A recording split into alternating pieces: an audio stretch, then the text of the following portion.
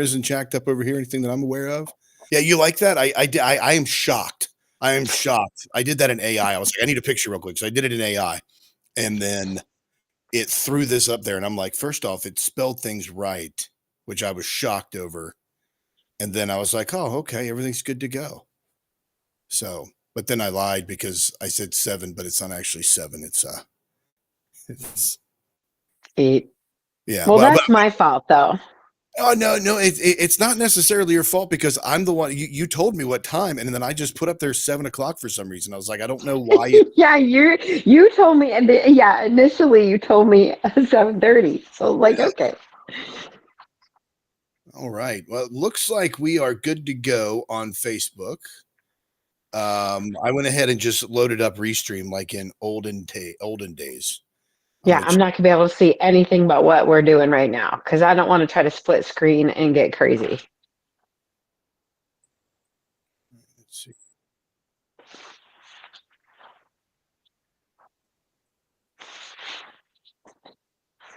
Okay, that's not going to work on Facebook.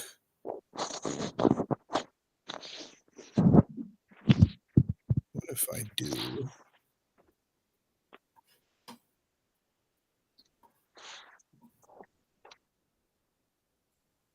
All right, give me a sound check real quick, Erica. Check 1. Check. All right, let's see if that works.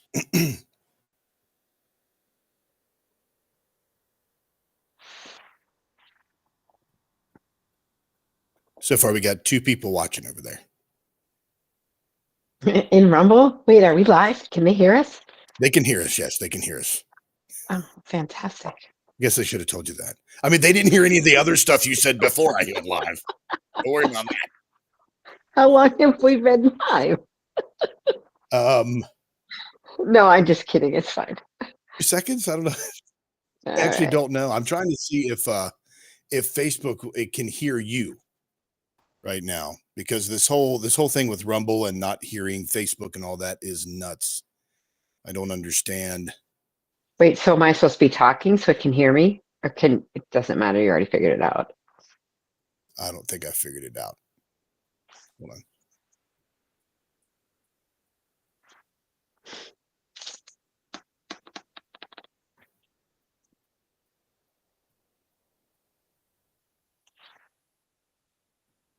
All right, talk for me real quick. Okay. Can you hear that? Let's see. Check. Hello.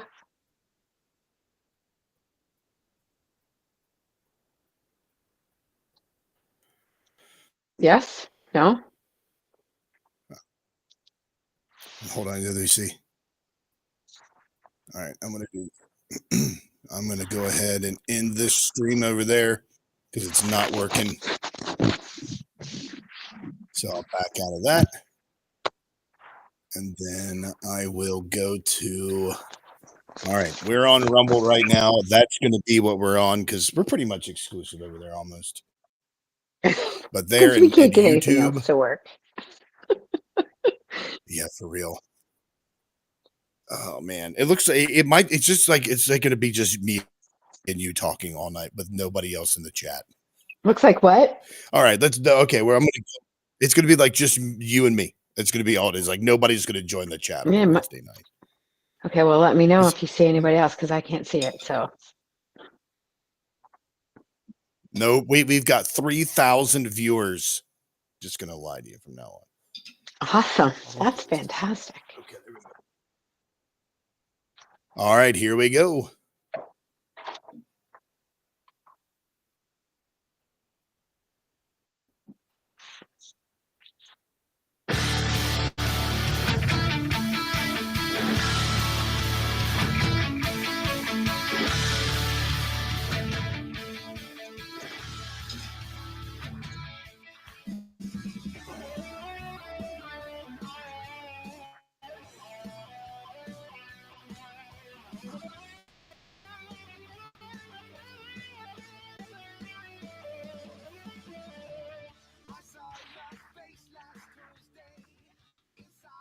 Welcome to the Breakdown, everybody. This is Aaron Barker broadcasting from an undisclosed location deep behind enemy lines, asking the questions that get you kicked out of Bible study and sent to therapy. Thank you all so very much for the opportunity to be in your vehicle, residence, warehouse, farmhouse, in-house, outhouse, or doghouse, wherever it is you may be listening to the breakdown this evening. That's right. This is a special midweek episode. If you are listening to us on the Crusade Channel live at crusadechannel.com, and you're like, what? Wednesday? It's Saturday. That's right. Typically, we're live on Saturdays, but I have a teenager that's turning 16 tomorrow, so I am pre-recording because there's a birthday party and all that stuff Friday night, and I can't record with her and all of her teenage friends around all over the place on Saturday morning. So, but anyway, so that is why you're hearing this. If you're joining us on this wonderful midweek episode, we greatly appreciate that.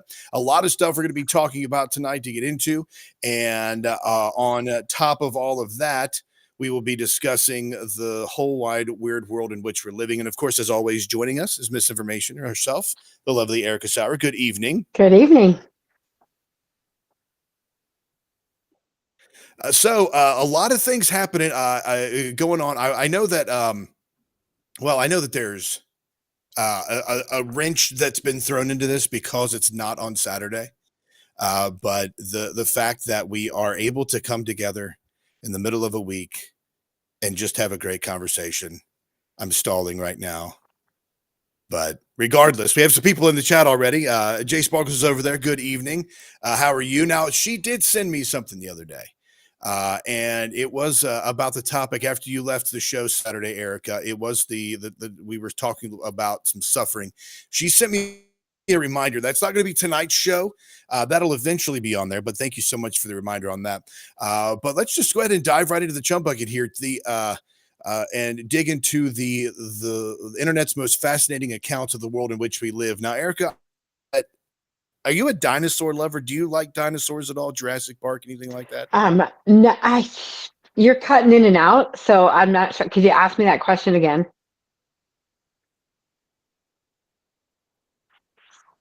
Oh, yeah, you're cutting out pretty bad on me too here. So let's do a quick check. We might have to start over on this. So do you like dinosaurs? Oh, I mean, in particular, I like T-Rex. They're pretty cool. I mean, yeah, not like hey, we're gonna go out and party with T-Rex or anything like that. But like, there are people out there who are dinosaur freaks and people that love it. They love Jurassic Park. Got a little bit of a story coming up on that next. But here's an interesting world record, and I hope that you can see this, Erica, when I pull this up here. But this is a very interesting world record that was set, of course, in no other place but Florida itself. The Florida Science Center, according to a local media report.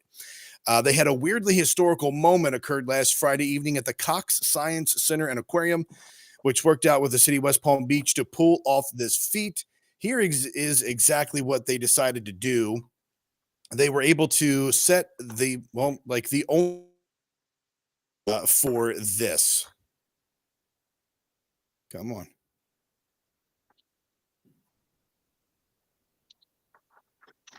All right. It is not letting me do this. Hold on a second here.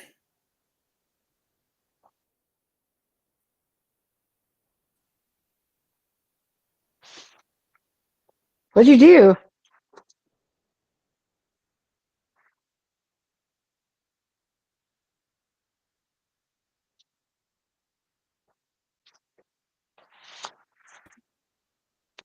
Are you freezing up or am I freezing up, Erica? I don't know. I can't tell. I thought I was good.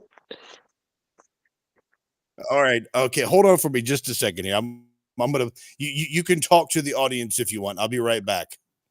Okay. I'm going to talk since you left me here. Although I don't even know, I might be the problem. He asked me if I like dinosaurs, you guys. I like dinosaurs. They're fine. I don't have anything against dinosaurs. I feel for the T-Rex. He's got small arms. I feel like we know each other a little bit. I don't really know where he was going with the whole dinosaur thing, so I can't touch on that. How's everyone's week? Hopefully better than mine. I had a day today, y'all. A day. Okay? Like one that you don't even want to talk about. It's ridiculous, the amount of stuff that I have to deal with. I have a new found hatred for lawyers. Unless they're mine, then I'm okay with it, I think. But I'm done with the general public overall. in case you guys are having a good Wednesday. I hope the next half of my week goes better for sure. Although I'm not on fire like they are in California, so there's that. I'm not burning. I hope he's going to fix his Wi-Fi because I think I'm good.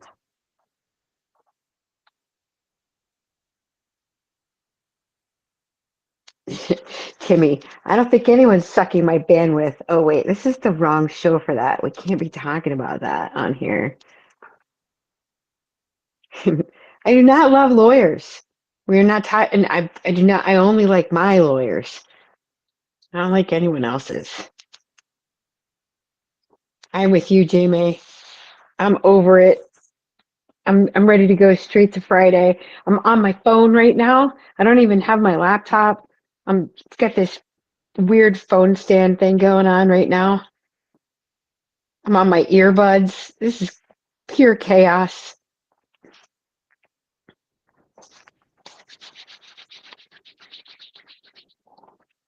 Oh, now I'm a lawist. That might be one of the nicest things I've ever been called to me.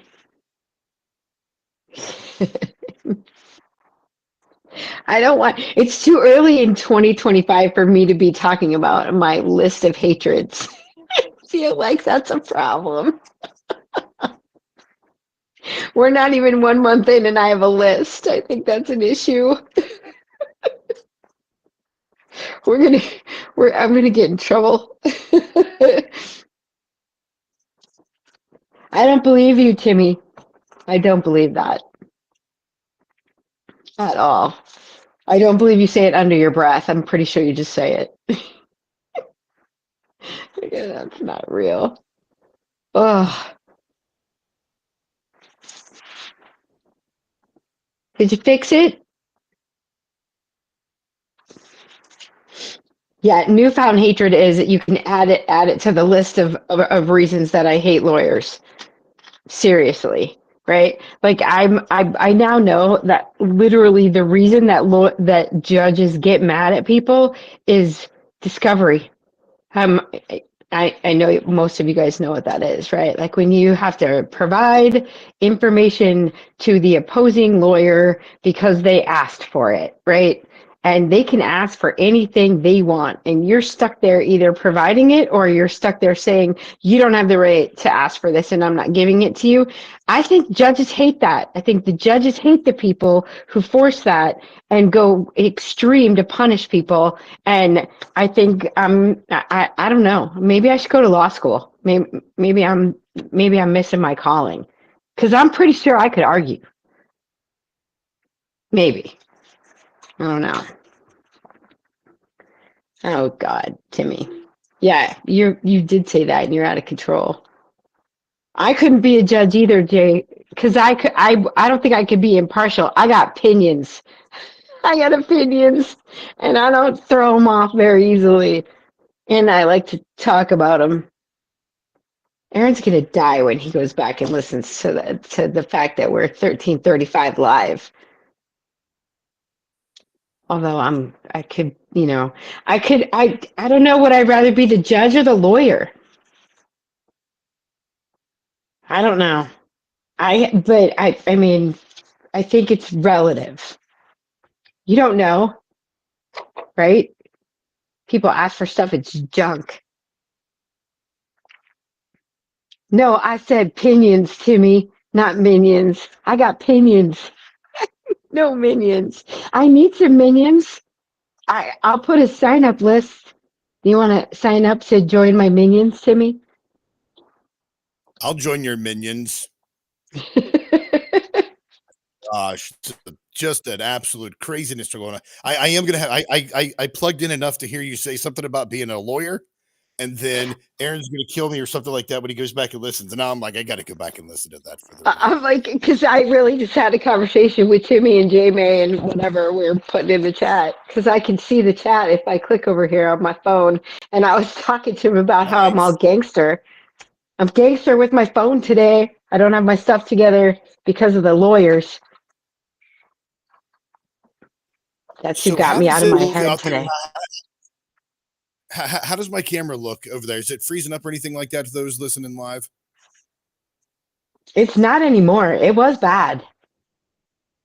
Okay. I'm not sure what happened there, but we'll try to fix. Okay. Here's what I think we can do. I think I'm just going to go back and restart the show that way, but I'll keep everything you said when I was on. So don't worry about it. Okay. It is preserved. I didn't say anything bad. I didn't even swear. Good. Well, how is the audio quality out there, Timmy?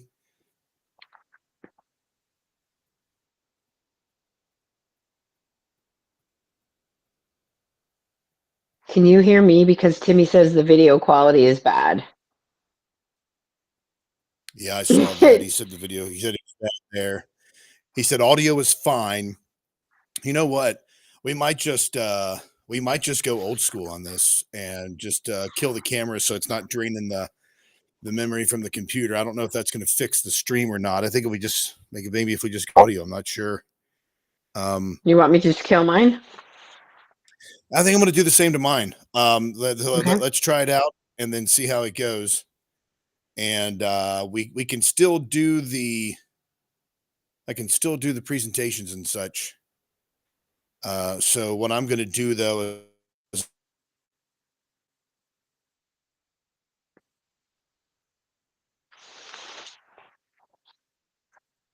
I totally lost you. all right. Oh, All right, wait, Erica. Here maybe we you go. weren't talking. Okay.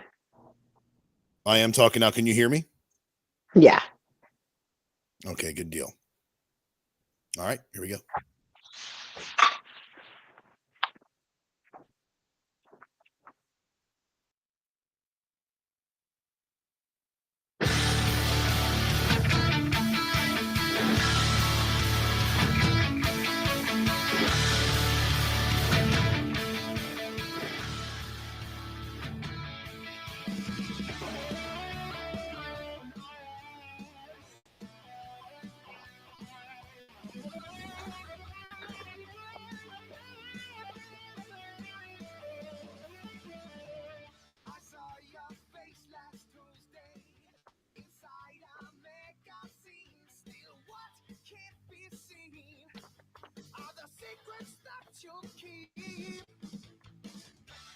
Welcome to the Breakdown, everybody. This is Aaron Barker, broadcasting from an undisclosed location deep behind enemy lines, asking the questions that get you kicked out of Bible study and sent to therapy. Thank you all so very much for the opportunity to be in your vehicle, office, residence, warehouse, farmhouse, henhouse, outhouse, or doghouse, wherever it is you may be listening to the Breakdown this evening. We're very happy to have you all joining us and very happy to be broadcasting over on the Crusade channel, live radio the way it should be, as well as broadcasting on Rumble. You can also catch up with the show at Substack by going to aaronbarker.substack.com. I actually uploaded the show this week on Substack. So I was proud of myself. Yes, I was proud of myself. And but that voice you hear there is the lovely misinformation herself, Erica Sauer. Good evening, Erica. Good evening. So it's an interesting week, a lot of interesting things going on, some very good things to be getting into. We're going to be talking a little bit about the fire stuff going on out of California. You and I were conversing today about the Hegseth's hearing and the confirmation hearing that they're going through with that. We're going to hit some Zuckerberg stuff, hopefully get to some bad theology, and then talk about some weird sunken worlds that I wanted to talk about last week, but we didn't get a chance to. So all of these things we're going to try to get. It's an insurmountable feat. I always try to do. And that's the one thing, whenever I ask somebody about show prep or doing radio, I always ask them, like, how do you do show prep? Do you have a template? Is there something where they're like, always prepare more than what you're going to talk about? And I'm like, well, that's really not, I mean, it is really good advice, actually. I shouldn't say that. But anyway, so let's check this out. I like dinosaurs. Dinosaurs are fun. They're cool. We hang out all the time. We're buddies, pals, especially the Velociraptor and I. And now this is not to mention the fact that they updated Jurassic Park to what they called historically accurate velociraptors. But here's this. That's not what this story is about. This story is about the Cox Science Center and Aquarium, which is down in Florida. They came together to, well, not only create but break a world record. That was a world record for, according to the newsman, for like 30 seconds or something like that. Let's check this out. Was made tonight in downtown West Palm Beach. And what a history it was. The Cox Science Center Aquarium, with the help of the city of West Palm, has done the unthinkable, breaking the world record for the most people dressed as dinosaurs. This record goes back centuries or perhaps weeks. The old record was 200 something. 252. But it's 468 tonight. The great Lana Clematis breaking the Guinness World Record, shocking the world. Today, the Science Center and the city of West Palm Beach, you achieved a grand total of 468 people. Congratulations to you all. You are officially amazing. So all these people got together and they had the world record for dressing up in dinosaur costumes. And it's like the Halloween, like the blow up costumes too, that you bounce around in on Halloween. That's Yeah. so awesome. I mean, that's fun. I like that. My daughter dressed as that blow up T-Rex one year, her and her friends. There was 3 of them, and I have video of them running down the street in the neighborhood on Halloween. It's hilarious, actually. They're making those in all kinds of things now. I wonder if they make one. I would love to get it, but the inflatable costumes are really popular now. I would love to get the Stay Puft Marshmallow Man if they have that. Wouldn't Wait, that? do they have that? I don't know if they have that. Wait, how do they not? They do. It's $300. Well, yeah, because it's the Stay Puft Marshmallow Man. I mean, that takes some work. Oh my goodness, man! You know what? All they have to do is just wear a blue bib and a hat. Wait, hold up. Wait, does it come in kid sizes? Because imagine me as the Stay Puft Marshmallow Man. I think they do. It'd be like the little version, Stay Puft Marshmallow Child. Here you go. Actually, I pulled this up, and there it is right there. A little angry. That would be you. Facial expression and everything. A little angry Stay Puft Marshmallow woman.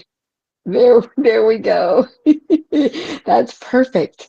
They would be like, oh, it's the Stay Puft Marshmallow Man. You're like, I'm a woman. Don't misgender me.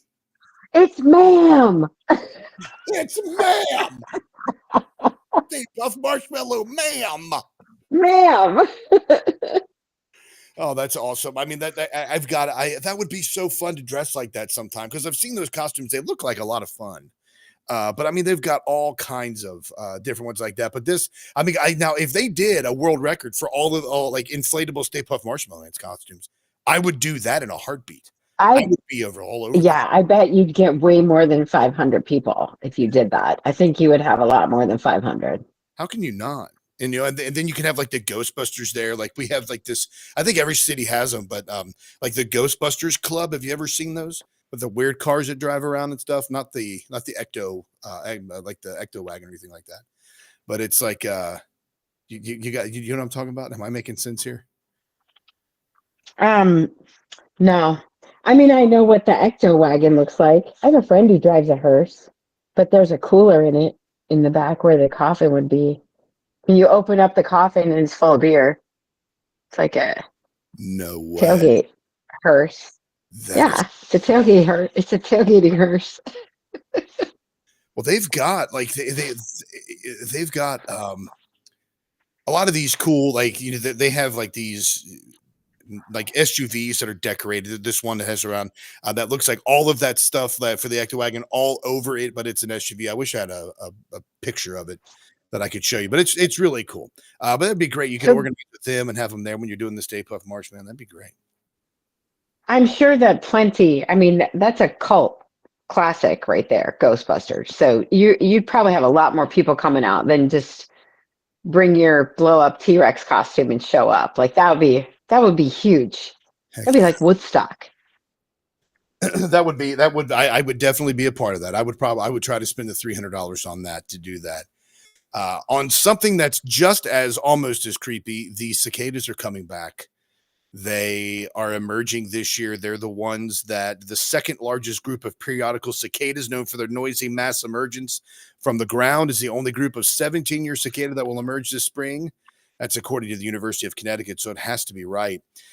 They live underground, of course, we know all that.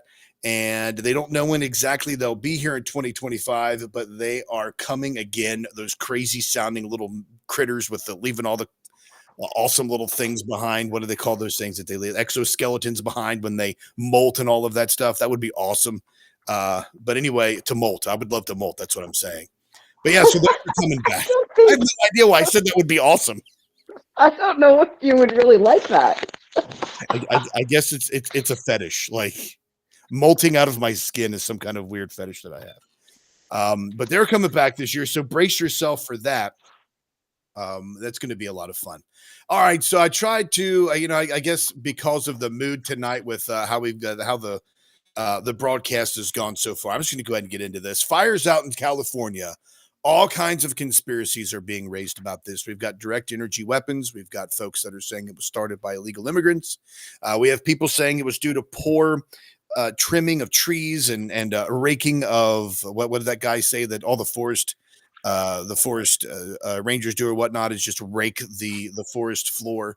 The forest clearing that you're supposed to do. Yeah.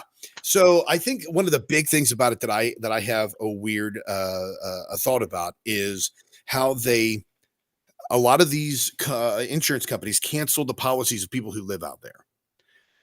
Now, if you're, it's wrong for whomever you do to do it to. I mean, if it's an actor that has millions of dollars, hundreds of millions of dollars, whatever, it's wrong regardless of who you do it to. When I see stories like what I'm about to show, I think that this is the reason that a lot of CEOs have to run and hide. I think this is the reason why they need to free Luigi, because it's not so much about it's about the people. It's not about the fact that they're millionaires and people are communists. It's about the fact that a lot of these insurance companies are scum suckers. Check this out. This is a video of a family. This starts from the beginning of when this family goes back to their house for the very first time after the fire. And here's their story. All right, here we go. Find a baby. I'm going to play an ad first. That's fantastic, even though I played to the ads. Anyway, this family is going back to their home. I know this firsthand, of course. I watched our house burn down. We watched it burn down across the street. One of the neighbors allowed us to come in and sit down. But you look at these mass devastation events like this, massive hurricanes, massive flooding, massive tornadoes. Our house burned down. It was the only house that burned down. The neighbors next to us were displaced, still displaced. Eyewitness News reporter Leanne Suter. But the horrible feeling you have watching it burn down. Well, this video is of the people returning to it for the first time since it burned down. Live on the ground where one of the families impacted got their first look at what's left of their home. Leanne. Mark, as you can see, there is very little left of the Sawyer's home here, just the shell of the outline of the building. They lived here with their 3 youngest grandkids and their 87-year-old uncle, all now homeless.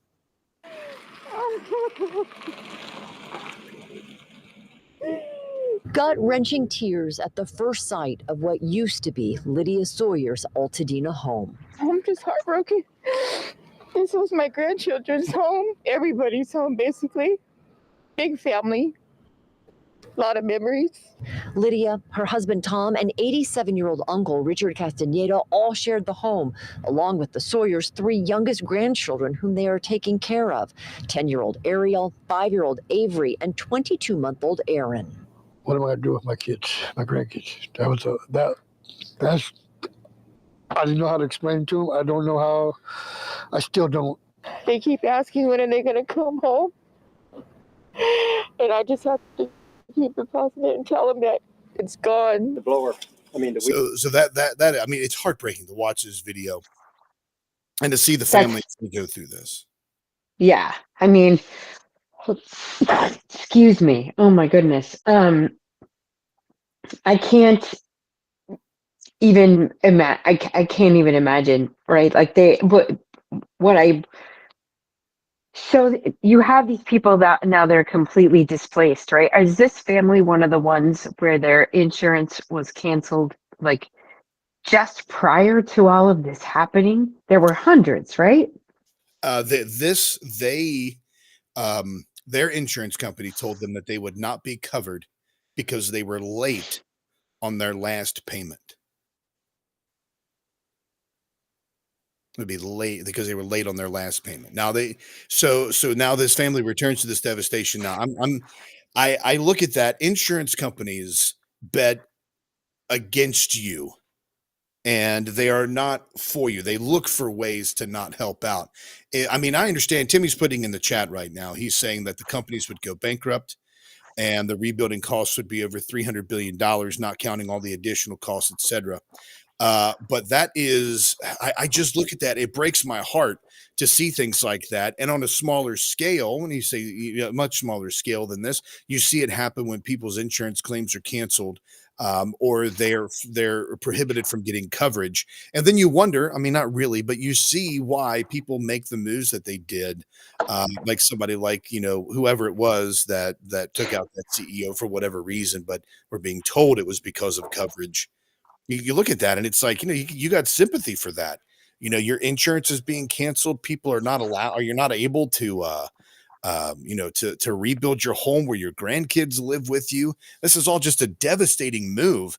And to think that this is legal and allowed to happen in the United States of America, I mean, it's enough to make you go insane. I believe it's enough to make me go insane. It just drives me. I mean, maybe I'm off on this. Maybe I'm being a little too liberal on this, or a little bit too. I don't know, Eric. Am I wrong here? No, okay. So it's a contract. You signed it. You are responsible for knowing the parameters of it. If you make a payment that is late, but they made the payment, right? Like it's going to be specific to every single case, and they don't want to have to pay you, right? I mean, you're forced to get insurance by either your mortgage company or the government for your health, or in whatever case, whatever the type of it, you're forced to get auto insurance if you want to drive. So you're forced to get it. So you get it, and then the worst happens, and they don't want to pay out because you were late. Now for non-payment, that's how it goes, Aaron, right? Like, you signed a contract. If you don't pay it, then you're not going to have coverage, and that sucks, right? For this, you would think that they would make some sort of accommodation, like, or do they always pay late? I would think that it would get looked at in a different way. But what I found to be the most interesting is there's a specific insurance company, or are we just not wanting to name them? I don't think it says. It just says that their insurance doesn't say who it was. Well, State Farm is the insurance company that just prior to all of this going down, canceled several thousand people's insurance in California because of cost that was being forced on them by regulators, right? So State Farm came in and canceled all these policies, and hundreds of them were in the Palisades. And then subsequently, all of these houses have now burned down, and they have no insurance because they were canceled by their insurance company. This happened recently, like within the last couple months. Yeah, and it wasn't just in the Palisades, right? It was in multiple places. Oh no, yeah, it was in multiple places, but I think there were like 134 homes or of these policies that were in the Palisades that were where their policies with State Farm had been canceled. And I understand. I understand that this is a contractual thing. I totally get that. What it just like there should be something there. I think that there should be that the state of California should not have been able to put those stipulations on the insurance company, forcing them to cancel the policies. I definitely am on the conspiracy train that this was forced, that it was done on purpose, that it was executed with precision for a specific reason. Yeah. Yeah, it's there's not. It's difficult because I know that I tend towards and bend towards the conspiracy theory side of things. I readily admit that. And I know that sometimes I'm a little bit off on things. But when you look at situations like this, you're like, all of these things coming together at one time. It's either the perfect storm or it was planned or something was going on out there. And then you look at like Klaus Schwab, they were talking about California and how California is going to be pretty much the exemplar for automated vehicles and not having any emissions and walking everywhere, and then removing any kind of carbon emissions into the atmosphere, et cetera. And it was specifically around these areas that are now burning, and we're being told that there's a reset, et cetera, that's coming to this place. And then it happens. And people pull out, like the insurance companies, they drop their coverage on that, or they make their guidelines for payments a little bit too stringent. But all these things seem to be working against all of the citizens out there and only benefiting, the elite. And then you look in the background and you look at the actual laws on the books or the movements on the books or the plans on the books that they have for that area, for what's supposed to be there. It's supposed to be the exemplary location of the first 15-minute city just in time for the Olympics. They're not going to resell. These people are not going to be allowed to rebuild. No, they're not. They're not going to be allowed to rebuild. And the government of California, the state, is going to take this land and they are going to put whatever they want in there for the 2028 Olympics. And in the midst of that, you will end up with your first 15-minute city where you don't need a car. Now, and the 15-minute cities, obviously, you think about that. That's all about control. It's all about preventing people from associating with others. It's insane that they built the highway systems in this country. And the reason they built them was to have an easier way to transport the military from coast to coast, and top to bottom, front to back, however you want to phrase that. And now they're trying to consolidate people in smaller cities. And you think about that. So you look at the TikTok ban, which we're going to talk about. You look at the fact that there are 15-minute cities that are being implemented, and the carbon emissions that we've been told about for years. All of these are building up. It's small pieces of the puzzle that fit together kind of in a scattered way. And then you start to see a picture as you step back. But they're trying to make it easier for the military to be transported coast to coast. And they're trying to make it more difficult for us to band together. And that comes through TikTok. That comes through social media. That comes through the cities and our connectivity with others around us. I mean, you think about something like the Hunger Games, where they broke everybody down into sectors. I can't remember the exact phrase that they used in Hunger Games, but they were like different sectors in the world, especially here in the States. We'll go with that. But you were like from this place and the other place, and you had to communicate in a surreptitious way, or you had to find ways to connect with other people. That's what it's going to end up being like if we have these 15-minute cities cropping up all over the nation. These pockets of civilization are going to be cut off from the surrounding world. You're only going to be fed information that they want you to get. You're only going to be able to associate yourself with people with whom they want you to associate, and they're going to control all transportation. So, I mean, all of this seems to me like, and it's difficult for me not to think that these fires and the tornadoes or the flooding that hit North Carolina, which is not in a floodplain, and mountains being flooded, which hasn't happened since the global flood. And it's like all of those things are now happening in places where it benefits the elite. It's very, very concerning to me. And it's go ahead. Yeah, I mean, North Carolina is what? It's what's there? There's something there.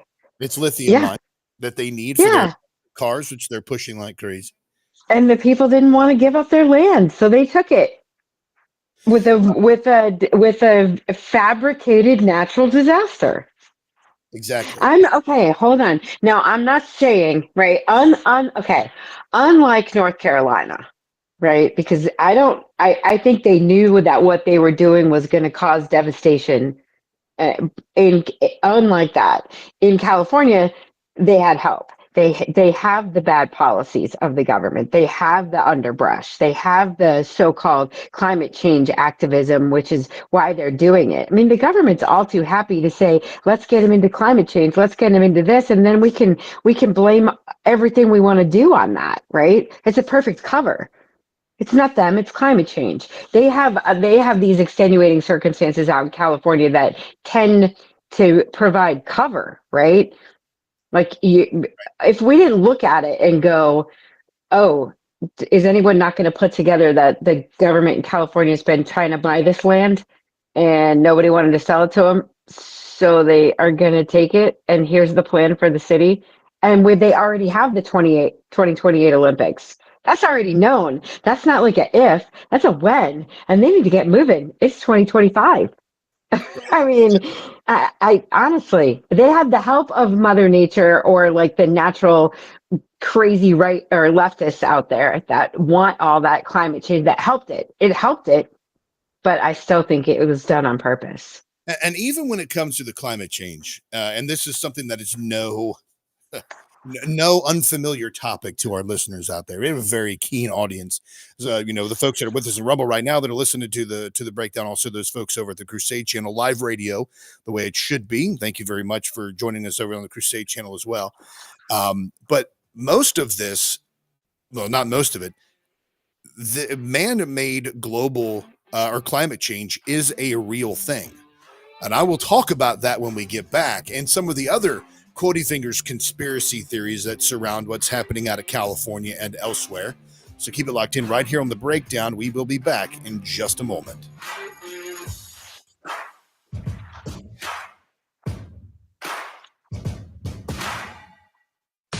Asking the questions that get you kicked out of Bible studies and sent to therapy. You're listening to The Breakdown.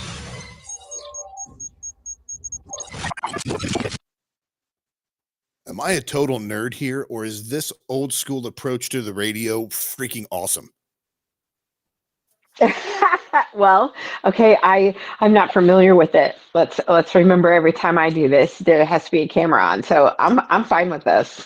Yeah, I mean, like, this you know is how I feel about the camera. I mean, I really, I've been thinking about this a lot lately. And, I was talking to Rocky yesterday. He gave, by the way, we're on break right now. The Rocky gave me this advice yesterday. He was telling me one particular thing. He's like, he's like, do this, but tell everybody you're going to do this. That way you hold yourself accountable and you have to do it. You set a deadline. And I'm like, man, that's good advice. So, super encouraging conversation with him yesterday. He's just a man. That dude is awesome. But we were talking and he was like, so I'm going to do that.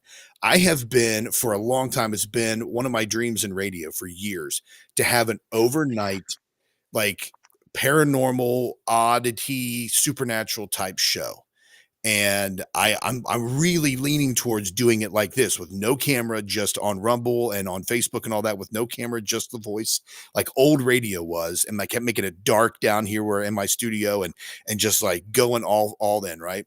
And I'm like, so I'm going to put that out there to everybody. I'm going to be starting that soon. And I don't know how often I'm going to do it. I don't know. I think I've got a name for it, I think. But I'm going to be doing that soon. And this is really, really getting me excited about doing it. This is awesome. All right. So thank you for forgetting your laptop. Right? Yeah, this is really cool. Let's see here. We've only got a couple of seconds, I think.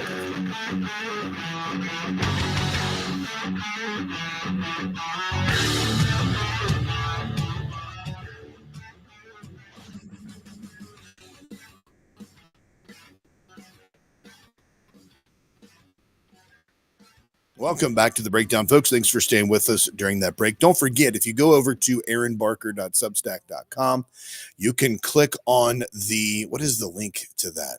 Let me see here. Aaron Barker. Okay, Breakdown Outfitters, right in the middle of the top of the page. If you click on Breakdown Outfitters, it will take you to the Breakdown Outfitters shop. When you go to the Breakdown Outfitters shop, you can make our stuff your crap. And there's you get these while you can. This is the old school classic logo. This is back when Brian Jackson was with us, the bearded pastor, when he was hosted with us. The tinfoil hats, though, those are staying. Those aren't going anywhere. So get yourself a tinfoil hat. You support the show. You make sure that we stay on the air, and then you also have a great. It's a great hat. I love that hat. I had one of those hats. And then it went bye-bye. And here are the tinfoil hats that you've got one of these, don't you, Erica? Yeah, I have a tinfoil bucket hat. I like it a lot. Things are great. So if you want to jump over there, I've got to get on that. I was thinking about that the other day. I've got to get on that and design some new logos and get some things squared away on that. But that will definitely be something you want to grab a hold of, is to have the classic apparel from the breakdown. Some folks jumping in on the conversation here. Timmy's saying that California is going to hang Newsom and LA's leaders. Watch and see the protests start up. Jay Sparkles says Newsom has a fundraiser going on his campaign page to fund firefighting efforts through Act Blue. Wow. That's disgusting. That's disgusting. That is almost as bad. I mean, that is almost as bad as announcing that you have become a great grandfather while you're doing a press conference regarding the fire. Check this out. This is actually right now our fearless leader, who is currently Joe Biden. This is him during while the fires are burning out in California. Check this out. We want to go for this soundbite because we were asking what Governor Newsom and President Biden have had to say about this afternoon. They made an opening statement briefly at this weather center, but here is part of the sound from Governor Newsom and then a family announcement from President Biden. Watch.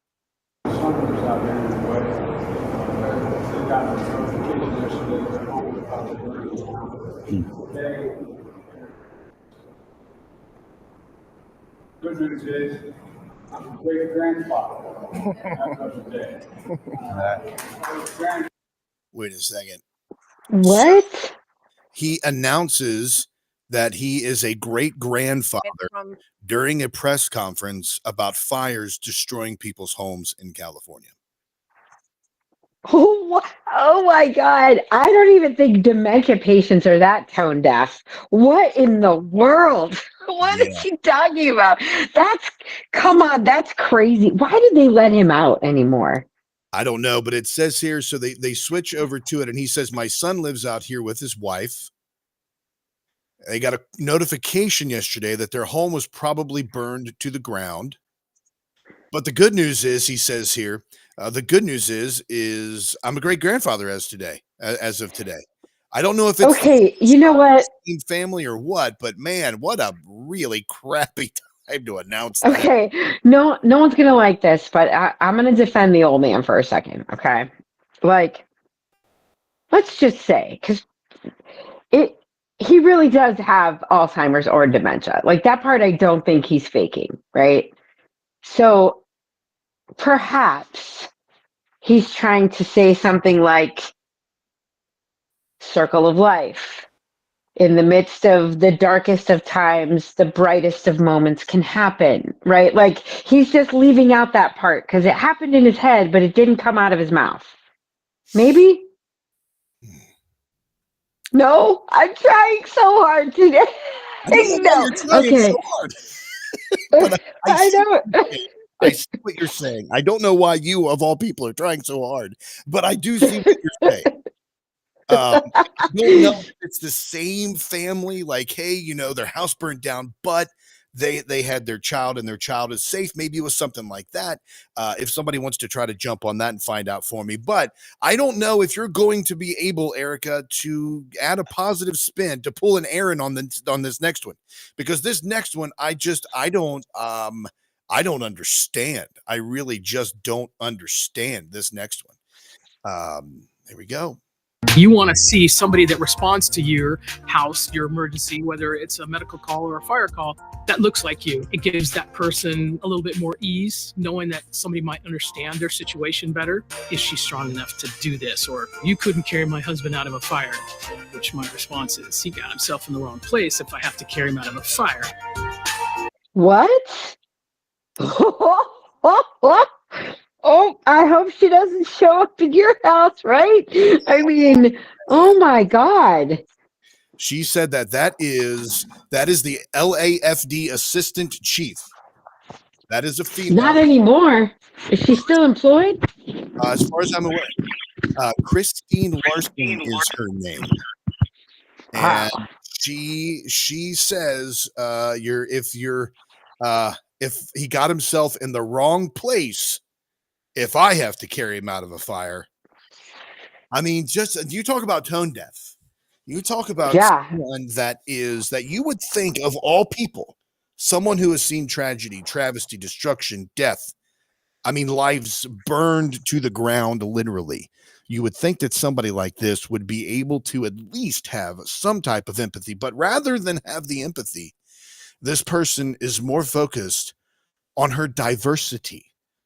You know, I don't care if I'm in a car accident or a natural disaster or someplace where I found myself in a precarious situation and I need to be rescued. I don't care if the person is a man or a woman. I don't care if they're a fat white guy. I don't care who they are. As long as they can help me out of my current situation, I'm happy that they are there. You see what I'm saying? I mean, when they make this like, well, they want somebody that shows up at their house to let them know that they understand. No, I want you. I don't care about diversity when you show up at my house and it's burning down. I wasn't looking at the firemen to see if there were women in. Right? I wasn't looking at anything. I was like, I was dealing with what was going on in front of me, and I didn't care what those people looked like. No. Like they showed up. I don't care if it's they had water. You'd be a gaggle of little people dressed in Three Musketeers wrappers. I don't care who you are at that point. Like, yeah, I mean, I don't care who you are. You know, you could be Puff the Magic Dragon. You could be one of those people in one of those blow up T-Rex costumes. I'm not worried about it at that point. You could be the Stay Puft Marshmallow Man. I don't care who's in that. Yeah, right. And by the way, I'm not the one who's supposed to know about the good spots to be in when there's a fire. So what? Like, I'm not a fireman. I don't know how I got myself in a bad spot. You're the one who's supposed to know that and get me out. Are you kidding me right now? Yeah, I'm not one that thinks about that either. I don't. You know, if it's in the middle of the night. Now we were out of the house at the time. But if you all, I mean, like if a person's in their house in the middle of the night and a fire erupts, how is that your fault that you were asleep? You were doing what everybody else does at that time of night. You were going to sleep, you know, and it's like, and you got trapped. Yeah. I mean, he was at the wrong time. That's insane. That person should not have a job. Please tell me that this woman has been, it was a woman, right? Please tell me that has been roasted on the internet, because that's insane. I've been so crazy busy this week, I haven't even seen that. But I really hope that she was given her just due. Let's see. I don't see any. No, it doesn't say former. As of 3 days ago, according to the New York Post, the LAFD's diversity chief, $300,000 per year diversity chief, sparks fury for defending DEI by blaming the victim. As the Los Angeles battles its worst fires in history, the fire department's highly paid diversity head is facing an inferno of backlash after a bizarre comment surfaced in which she appears to defend DEI hiring by blaming the victims. So at this point, no, she is still employed. And okay, wait, is she actually a firefighter, or she's just an administrator? She doesn't actually fight fires. Right?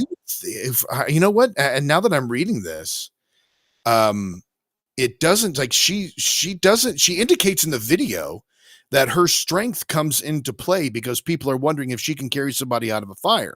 And that would indicate that she has been in a situation where she has to.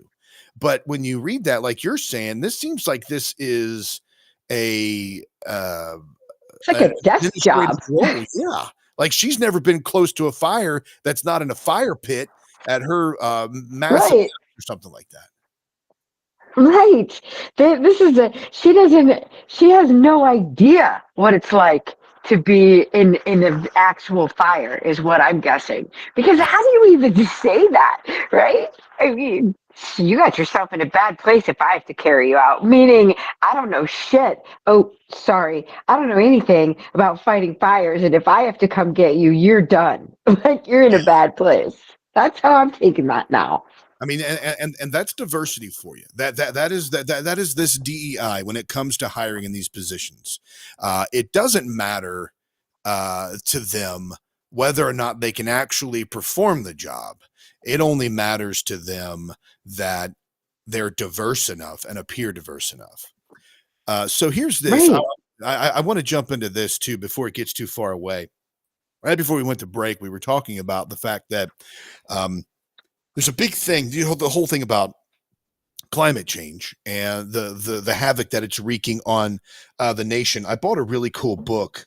I was actually at the dollar store. I love going to the dollar store to check out their books.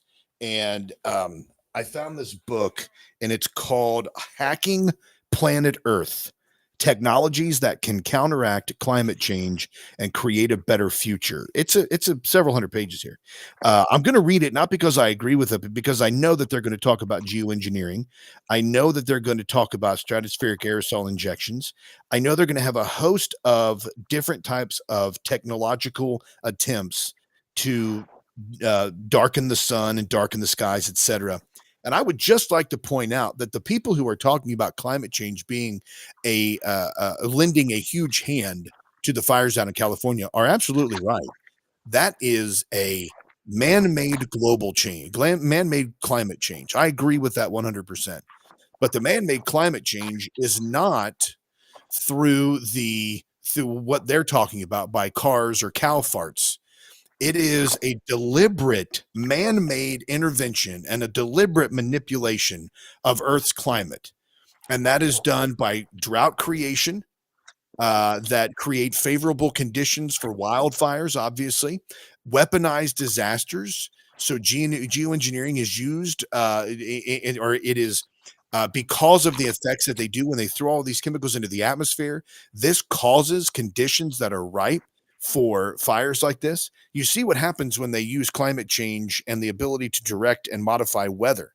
When we have massive hurricanes down in the southeast and on the east coast, where whatever your climate is, it is tipped in either direction by your manipulation with the weather. So that is what impacts this. So I agree that geoengineering is a massive play into this because it affects conditions and causes or prevents rain from happening, massive storms to be created, and droughts to be created as well. And it is infuriating to me that even after we see all of this, people are still being blamed. Like we're being blamed because we drive our cars to and from work, or tractor trailer drivers, truck drivers are being blamed because they use emissions, or NASCAR is blamed because of the amount of emissions that they create. And now everybody has to put, carbon taxes or pay carbon taxes. All of that is just this massive ploy to make people feel really small, to siphon private funds and give it to the public quotty fingers employees, which are the bureaucracy of our government and of our nation. And it is obviously literally destroying by fires and massive weather perturbations, people's lives and homes and everything. It is extremely disconcerting. Go ahead, Erica. I've had one person question when I put up some conspiratorial notions on these whole things out in California, right? So his comment to me was, why? Because I was saying it was purposefully done by the government for a stated purpose. And he is saying, why would they want to make upset literally their largest group of donors, Hollywood? Like, why would they want to make, and that to me was so incredible, not because I get what he's saying, right? I understand that. But do you think that they actually need their largest donors? Like, do you think that that's where we are right now? Because I think we're past that. I don't think they need them anymore. Yeah, I mean that's yeah. I mean, I can see where that's coming from, but no, I think that there's a lot of advanced warning that goes out about these things. I mean, you have guys. Mel Gibson lost his house out there, but when you look at the fact that no ATF workers were at the Oklahoma City the building, the Alfred P. Murrah building out in Oklahoma City, the day of the bombing, they were all coming in late. I think that Right. the deep state lets their people know before because Well, and not only that, okay, so then apparently no one in the Palisades or in the California fires was told to paint their house blue because those were the only ones in Hawaii that didn't burn down, right? So I guess all your homes were needed. Sorry, boo. Like, what do apparently they didn't get the message. And because it's not like, yes, there were a lot of right-leaning actors that were caught up in this because the area, you're bound to, just by statistics, have a certain number of conservatives living in any given area, right? Some it'll be more, some it'll be less, but you're going to have some, right? So you hit James Woods, and I don't think he lost his house, but you hit a lot of conservatives, but you also hit a ton of liberals. Right, like they weren't very strategic about it. That to me just indicates you are no longer necessary. If they needed your money, if they needed you as a voter, if they needed you, they wouldn't. It would be different. They don't need you. They don't need any of us.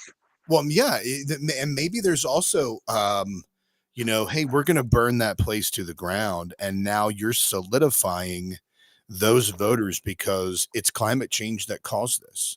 It's not a mismanagement of funds. It's climate change. We need to have stricter laws to prevent this from happening in the future. And the people who are now damaged because of that, the people who are now impacted because of that, are now going to support you even more and give you even more money out of what they have. I wonder what From what I can tell, it's going in the other direction.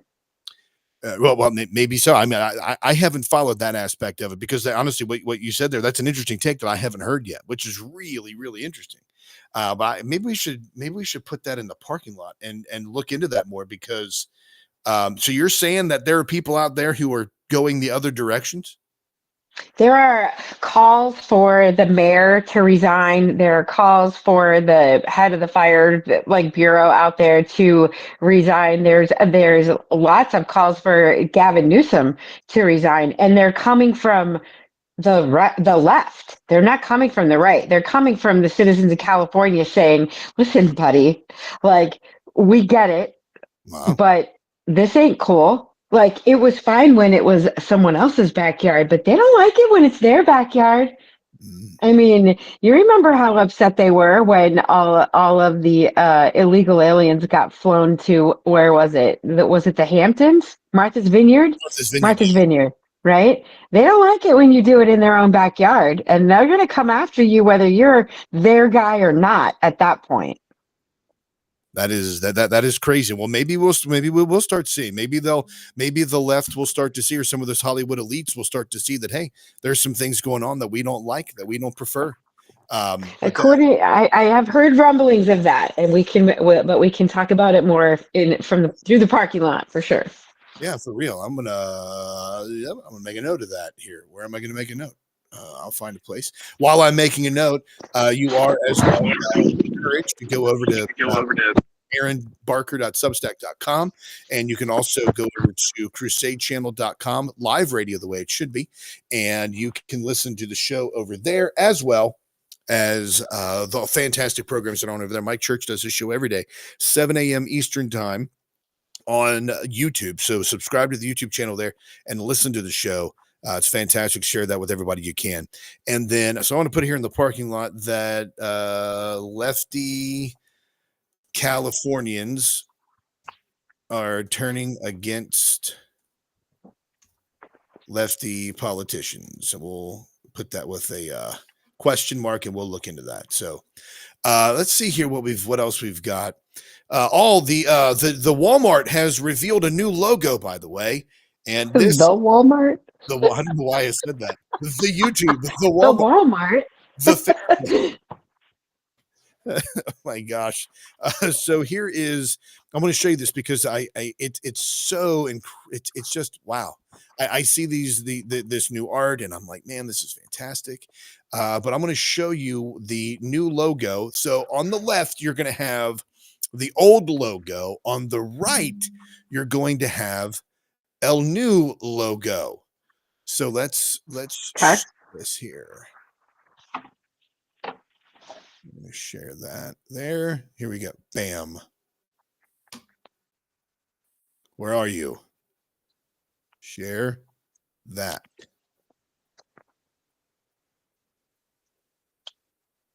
All right. This is awesome.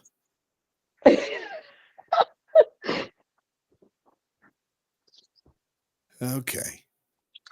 You guys have no idea. You can't see Aaron right now, but when stuff doesn't work, he makes really funny faces. So I'm sorry that you're not getting to see that right now. Oh man, I tell you, the face, my share button is broke, Timmy. I don't know what the problem is here with this. It will not share.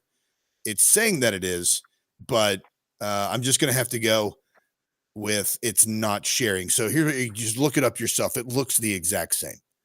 It's a little bit darker of a blue, and the little sun rays that come out of that are shooting out from the middle of the original logo are just a smidge fatter, and that's about it. And people they're mad about this.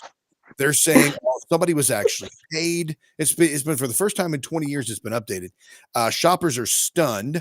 According to the company, one of the key features of the refresh includes a word mark inspired by founder Sam Walton's classic trucker hat.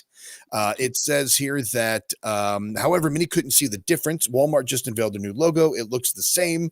I can't believe someone got paid for this. I hope people will still be able to recognize that it's Walmart. And I guess they said they spent $2.1 million to change the shade of blue, which is pretty much what it is. And it would have been a lot better had I've been able to actually show you all what it looked like. But you know what? You can look it up. And that's right, Timmy. It is the theater of the mind. All right, let's see here. What can we jump into before? Yeah, just imagine the Walmart, only bluer. The Walmart. It is the Walmart. I love that. Oh, man. I'm going to start calling it that now. That's like Target, the Walmart. The Walmart. So here's this. I'm going to jump into this real quick because we do have a little bit of time before we go, but don't have a lot in bad theology this week because we had to pre-record. I'm just going to give you a really, really crappy excuse here. But I do have something in bad theology, so we're going to go ahead and do that. You're teaching some bad theology. Your bad theology's annoying me. Oh, you're teaching some bad theology. Repentance is the only cure that you need. That's right, ladies and gentlemen. It is time for bad theology. Oh, man. Hold on just a second.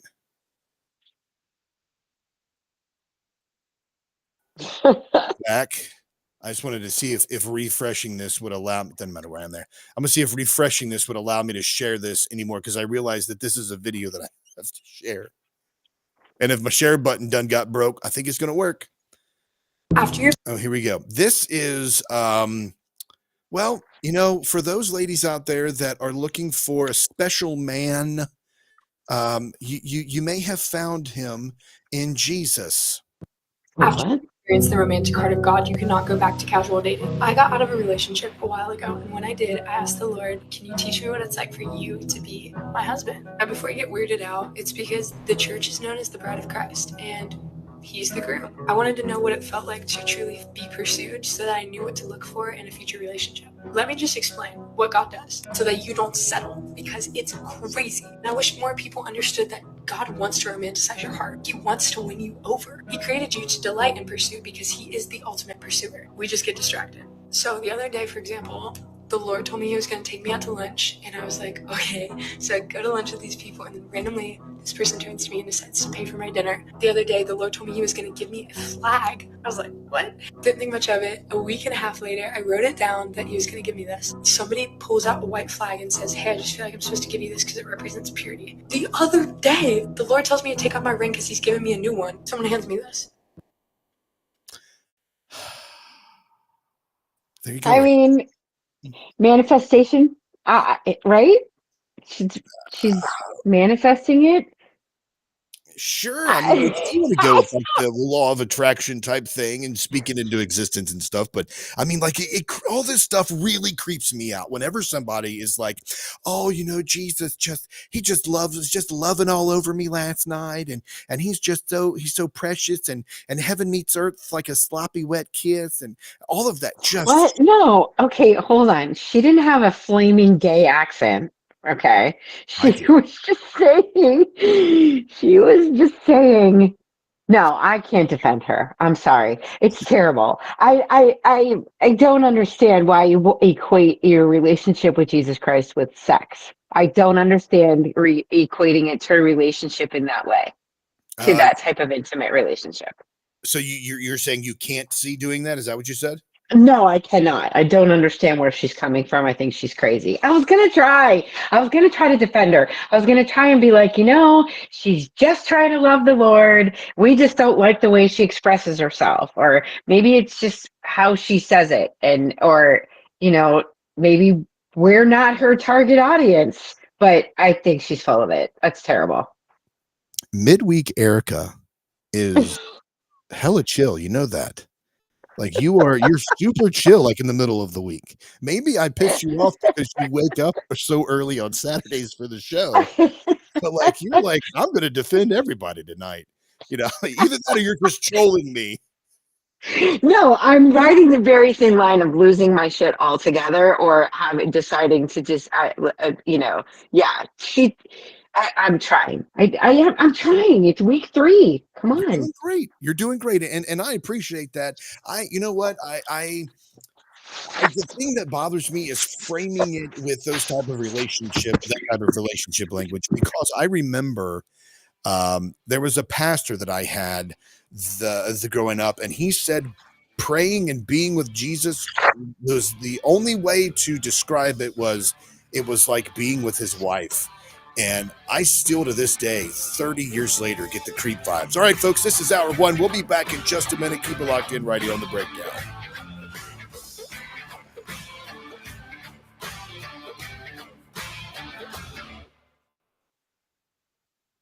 All right, we are on a momentary break, Erica. If you need to take a break, you're welcome to do so. Okay, I'll be right back. That sounds good. Yeah, Timmy, you did rub in the fact that you ate a whole rack of ribs a bit ago, and I'm very happy for you that you were able to partake in that, and hope it was enjoyable for you. Also, since we are breaking here, this is going to be an extended break for us tonight because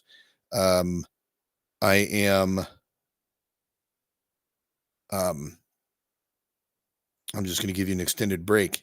If you go over to, I found this amazing, incredible, fantastic, awesome, wonderful, ridiculously talented channel on TikTok, which you can only enjoy evidently for the next couple of days, called Cipher Tales, CYPHERTALES, Cipher Tales. There's a lot of these really cool, like dark fantasy small TikTok movie videos and stuff. So I would strongly encourage you to go over and check that channel out because it's awesome and I would appreciate it. So just started the channel. Not sure what's going to happen with TikTok, and we'll get Erica's opinion on that here when we get back. We'll talk about that. The TikTok ban that is coming up, whether or not they're actually going to do the TikTok. And you know what? Pineapple on ribs, if cooked properly, I'm sure would taste amazing. And the pineapple with ham. Have you all ever had pineapple with ham? Look at this. I appreciate that. I don't know if you're just saying that to blow smoke, Timmy, but that is an amazing compliment. I like that because I'm digging this too. I'm serious about starting. Like right now, I'm going to go turn the other light off. But right now I've got one light that's on and it's like this green tint. So I'm going to turn the other light off so it's dark. And I'm going to just like make this like one of those weird, cool studio things here. But yeah, well, yeah, you don't have to make it weird, but I do like this. Yeah, see, this is something we might have to talk about. It's very natural.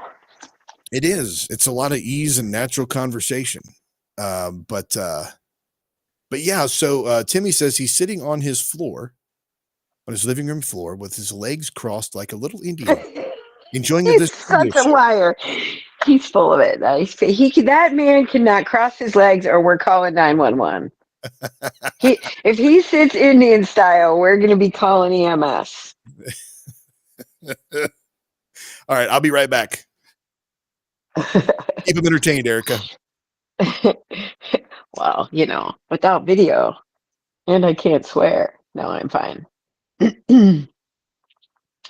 Okay, pineapple with ham. Blech, that's disgusting.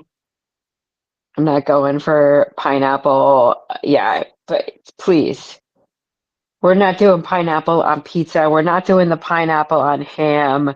You don't fruit the pizza, and you're not supposed to fruit the beer, okay? You just don't. Those are two things that don't need to happen. If you have to enhance it with the flavor of pineapple, which, by the way, is amazing, okay? But if you need to enhance it with the flavor of pineapple, you shouldn't be eating it anyway. And you know what I'm talking about. That's for sure.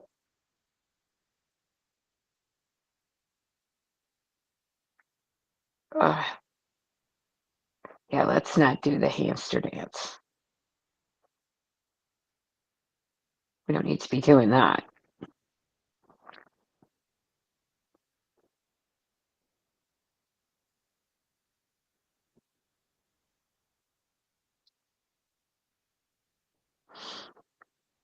I should use the time in the breaks if I'm just going to get to talk for advertising for job openings and Warhorse Legacy. I have job openings.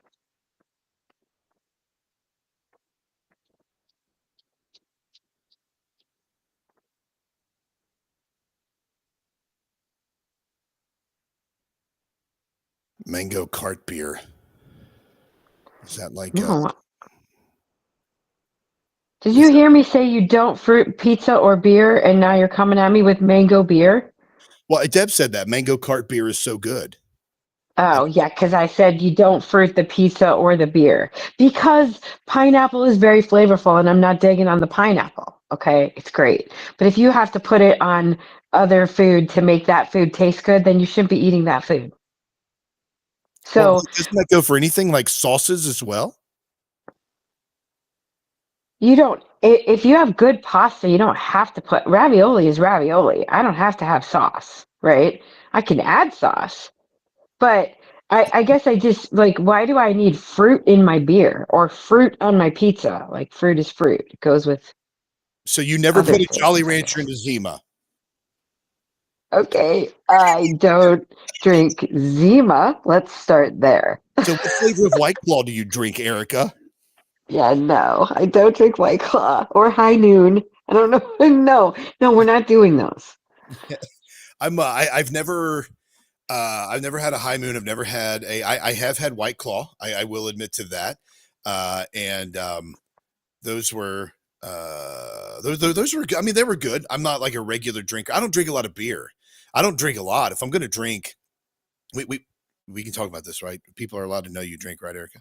Oh, I yeah. don't really drink a lot of beer or a lot, period. But when I do, I mean, I like margaritas, I like bourbon, and just like most of it's neat. I don't really um, I mean, I do like an old fashioned, I guess. But I recently discovered, I don't know why it's taken me so long to, but I recently discovered Red Bull and vodka. And I went Oh, on, yeah, that's a thing. my gosh, man. I went on I was on a business trip and everything was being covered. It was an open bar. And I actually am kind of curious just to see my bill when it came to Red Bull and vodkas, because I kept that rate just running, man. I mean, it was like, just bring me a jug of both with a straw, because it was so good. So, and I love energy drinks anyway. I love that. Yeah, Red Bull and vodka. We used to drink that and study. Oh my gosh. I should do that and do the show. Like get up early on a Saturday morning and just start throwing those things back. Okay, well, that's day drinking, and then your day is done at like 3 if you start drinking vodka at 7 o'clock in the morning. Oh, You just drink the Red Bull, you'll be awake. I mean, gold. instead of doing vodka with a shot of Red Bull, just do Red Bull with a shot of vodka, and then you'll be good. Otherwise, by the middle of the show, by the second hour, you're going to be laughing and just saying, "Go ahead, Erica. You got this." Well, there is a certain there's a certain way for people to tell if I have been, like, if they're not with me and I've been drinking. But I won't reveal that now, because I won't reveal all the secrets about myself. Yeah, don't give away your tells. God. Certainly. Hey, now you can't tell my tells if we do it like this either. You can't. You will never know if I'm pulling your leg or if I'm being serious. Well, I really like. Yeah, that's true. I probably wouldn't know. Sometimes I could tell by the time. And if it starts with anything like, "So let me ask you this," then I know it's bullshit. All right, let's start the second hour. Here we go.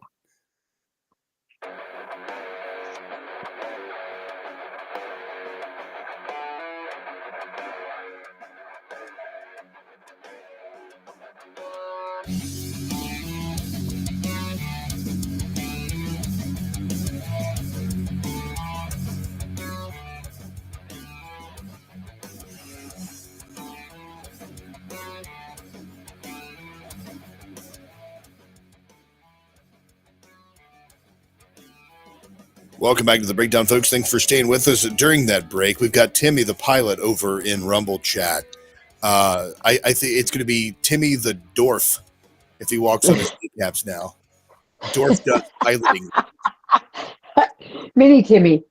Dwarf does the flat Earth. So now I sent this to you earlier, Erica.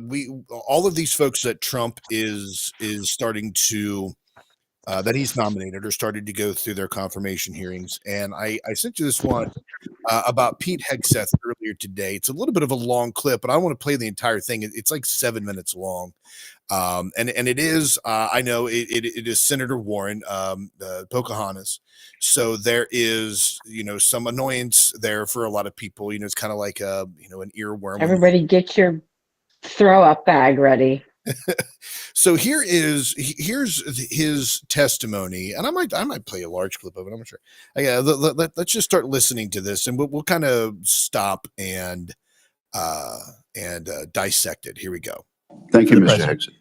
Okay, why don't we have any volume? Here we go, because I muted. Here we go. Thank you, Mr. Hegseth. Senator Warren. Thank you, Mr. Chairman, and Mr. Hegseth, thank you. Thank you for your service. So if you're confirmed as Secretary of Defense, you will oversee our military, including about 250,000 women who currently serve on active duty in the Army, the Navy, the Air Force, the Space Forces, and the Marines. And I have serious concerns that your behavior toward women disqualifies you from serving in this role. Now, I've been trying to get answers from you. So she starts off like right out of the gate, like your behavior towards women disqualifies you from this role. So, okay. I mean, go ahead. Haven't wanted to meet or to answer any of my questions. So we'll just have to do it here and dive in. I want to pick up on some of the questions asked by Senator Shaheen and Gillibrand and Hirono. And I just want to make sure we have a list of some of the facts that I think are undisputed. I'm not going to talk about anonymous sources. I'm just going to quote you directly. We've got the video. We've got it in print. So going back to January 2013, you told a Fox News interviewer that women in the military simply couldn't measure up to men in the military, saying that allowing women to serve in combat roles would force the military to lower the bar. You picked up on that same theme in 2015, making remarks on Fox News, referring to women in combat as, quote, it would erode standards. June 2024, you said on Ben Shapiro's podcast, quote, women shouldn't be in combat at all. And then, of course, we've talked about it in 2024. You published a book, and you say on page 26 of your book, we need moms, but not in the military, especially in combat units. Page 48 of your book, you claim that women should not be in combat roles, because men are distracted by women. And then 10 weeks ago, you appeared on the Sean Ryan show and said, I'm straight up just saying we should not have women in combat roles. Now, I presume you recall making all these statements? Senator, I'm not familiar with the article you're pointing to in 2013, but it underscomes my argument completely, because in that 2013 argument, I was talking about standards. So standards are what it's always been about, Let's not have Senator. the same slide Always again. been about I've Senate quoted standards. you directly. We've got the video. We're happy to show it. But I want to be clear here. For 12 years, you were quite open about your views, and your views were consistently the same. Women are inferior soldiers, sailors, Marines, airmen, and guardians. And in case anyone missed the point, and these are your words from 10 weeks ago, women absolutely straight up should not be permitted to serve in combat. And I notice on each of these quotes, those are said without qualification. It's not how much you can lift or how fast you can run. They don't belong in combat, period. Or your words, straight up. And then on November 9th, 2024, just 32 days after your last public comment saying that women absolutely should not be in combat, you declared that, quote, some of our greatest warriors are women, and you support having them serve in combat. Now, that is a very, very big about face in a very, very short period of time. So help me understand, Mr. Hegseth, what extraordinary event happened in that 32-day period that made you change the core values you had expressed for the preceding 12 years? All right, well, let them take a breath, okay? Because they're talking really fast. And I usually listen to things like that. That's how I get through a lot of stuff. But I mean, right. So she's framing the question here. She's like, hey, back in 2013, we got the quotes, et cetera. She's bringing all that up there. Well, she's framing. Are we like 4 minutes into it now? Is she still framing? She's still framing. Like she repeated herself. Okay. She repeated herself. And so I'm interested because she brings all this stuff up. And she asks him, and his response is curious. So here we go. Senator, again, I very much appreciate you bringing up my comments from 2013, because for me, this issue has always been about standards. And unfortunately, because of some of the people that have been in political power for the last 4 years, priorities other than standards, lethality, and meritocracy have driven decision-making. I'm quoting you from the podcast. Women shouldn't be in combat at all. Where is the reference to standards that they should be there if they can carry, if they can run? I don't see that at all, Mr. Hegseth. What I see is that there's a 32-day period in which you suddenly have another description about your views of women in the military. And I just want to know what changed in the 32 days that the song you sang is not the song you come in here today to sing. Senator, the concerns I have and the concerns that many have had, especially in ground combat units, is that in pursuit of certain percentages or quotas, standards have been changed. And that makes the combat more difficult. Let me make a suggestion about what happened in that. Okay, so, and I'm just going to throw this out there. Why doesn't he? Because I'm sure there's a great majority of people out there don't think that women should be in combat and military. When she asks him these questions, she brings it up. Why doesn't he just say, yes, I do. I still believe that women should not be in combat, that they can serve in administrative and supportive roles for men to be in combat. But I don't think that this society, we should degrade women by putting them in roles where they have to fight these particular battles, ground war, etc. I don't think they should be there. Why doesn't he just answer like that? If that's what he still believes, I mean, just answer the question. Like, why is he? Well, how do you know? Right? I mean, how do you even know what the end of the answer is? She starts with 2013. She doesn't even let him finish. He starts to say it's all about standards. It's really all about standards. And we lowered the standards in order to allow the women to serve in combat. And I mean, I'd have to go watch the Sean Ryan podcast to see what he said, but I would guess that she's taking it completely out of context. And it's all this is a beatdown. She should be ashamed. I've been around lawyers like her all day today, Aaron, and let me tell you what they are. They're dirt bags. That little lying Indian giving, taking identity tramp is full of it. She's full of it up to her eyebrows. She's not there to let him answer the question.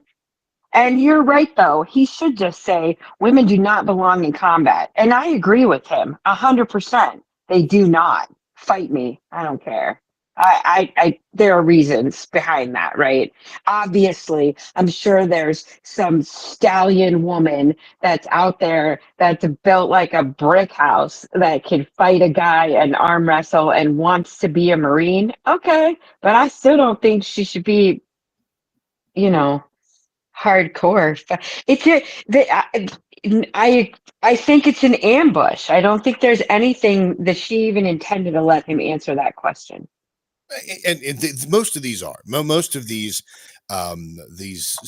Senate committee hearings and confirmation hearings and such. Most of them are just the opportunity for the opposing party to rip into the candidate and the supportive party to kiss their butt and make them look like they're amazing.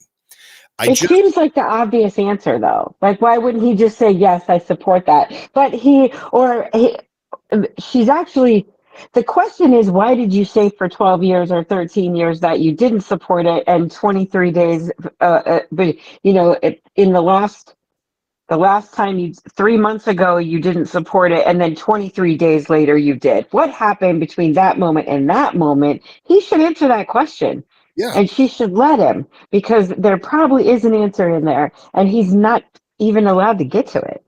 And I'm not, it does kind of finish here because, and I know if anybody's having trouble understanding this, I apologize.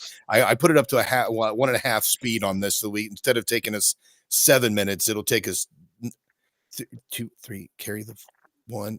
It's less than 7 minutes. So here we go. In that 32 days. You got a nomination for President Trump. Now, I've heard of deathbed conversions, but this is the first time I've heard of a nomination conversion. And I hope you understand that many women serving in the military right now might think that if you can convert so rapidly your long-held and aggressively pursued views in just 32 days, that 32 days after you get confirmed, maybe you'll just reverse those views and go back to the old guy who said straight up, women do not belong in combat. Now, Mr. Hegstaff, you have written that after they retire, generals should be banned from working. So this next one is he did get her on this next one, which I thought was pretty cool. You know, I mean, where was the question in there? She asked that one question, he never got to answer, and then she just made a conclusion. He wasn't going to answer the question, and that's I think what I'm getting to. That he wasn't going to answer it. He should. Okay. And because he had a couple of times, and he kept saying, "Well, that was about standards." Thank you for bringing up that article. That was about standards. All right. So what about standards? She should have followed up with, "Okay, what about standards? Are there standards for women? Standards for men? What standard are you upholding, which says X, Y, Z about men and women in combat, etc.? What are you saying? What are your standards? What would you implement? If this was really them trying to find out how he's going to lead, those are the kind of questions you could ask to kind of dig into that." But he didn't get a chance to answer the question because he didn't start answering it the way she wanted him to. And if you watch Senator, was it John Kennedy or Ted Kennedy? Not Ted Kennedy. Senator Kennedy. I mean, that would be interesting. It would be. But like, you know,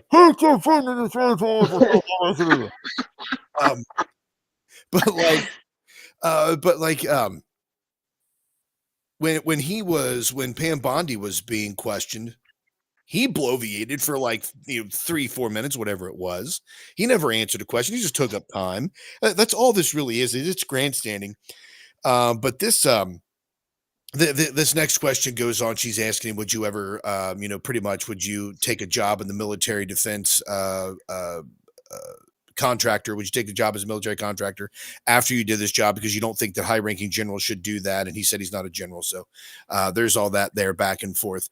But then he gets asked this question by Senator Slotkin, which I think is a perfectly acceptable question to be asked here. Defense, you will be the one man standing in the breach should President Trump give an illegal order. Right? I'm not saying he will, but if he does, you are going to be the guy that he calls to implement this order.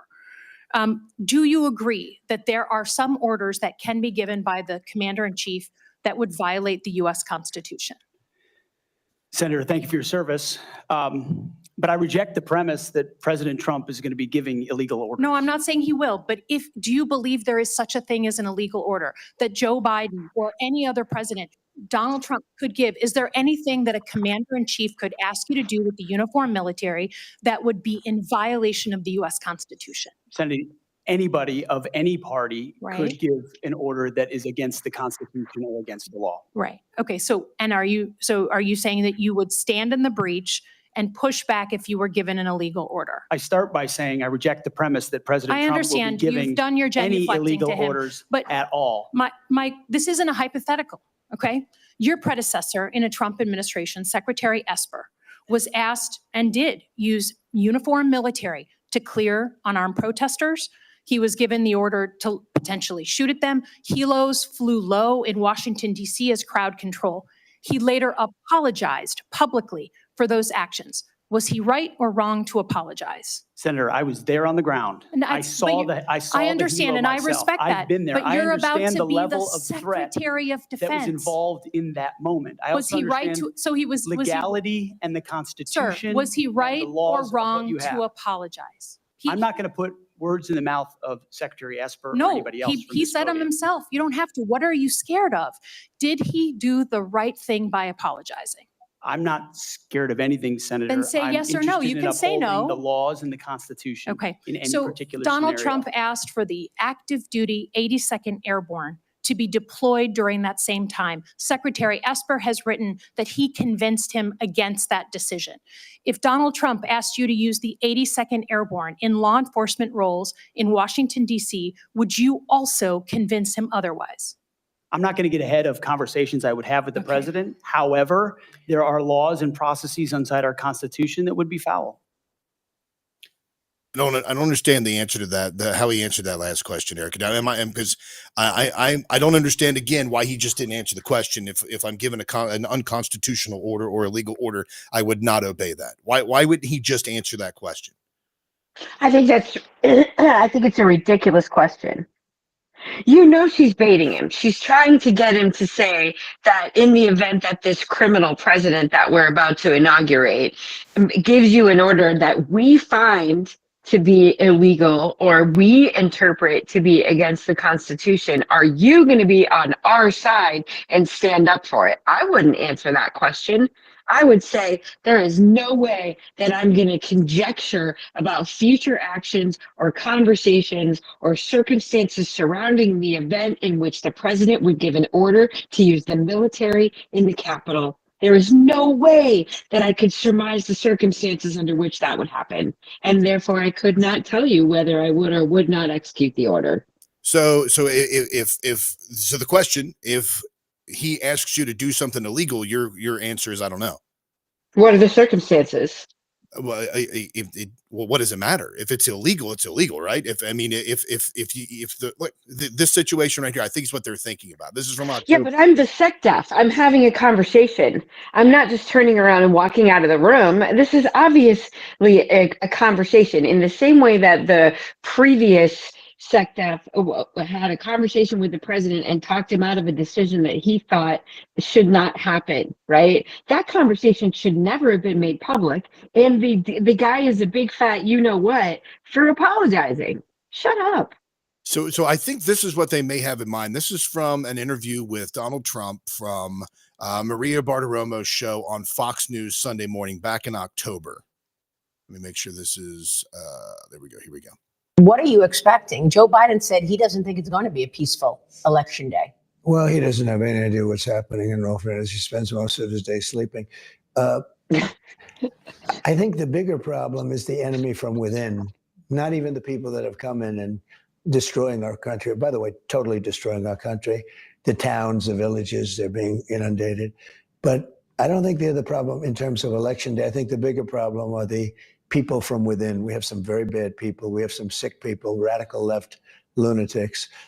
And I think they're and it should be very easily handled by, if necessary, by National Guard, or if really necessary, by the military, because they can't let that happen. Okay, so there's the clip that I think that they have in mind. Now, as somebody who's, and again, I'm trying to be as consistent and equal as I can here. I've said plenty of things about Kamala. I've said plenty of things about Biden, obviously. And I've had my take about Donald Trump put out there as well.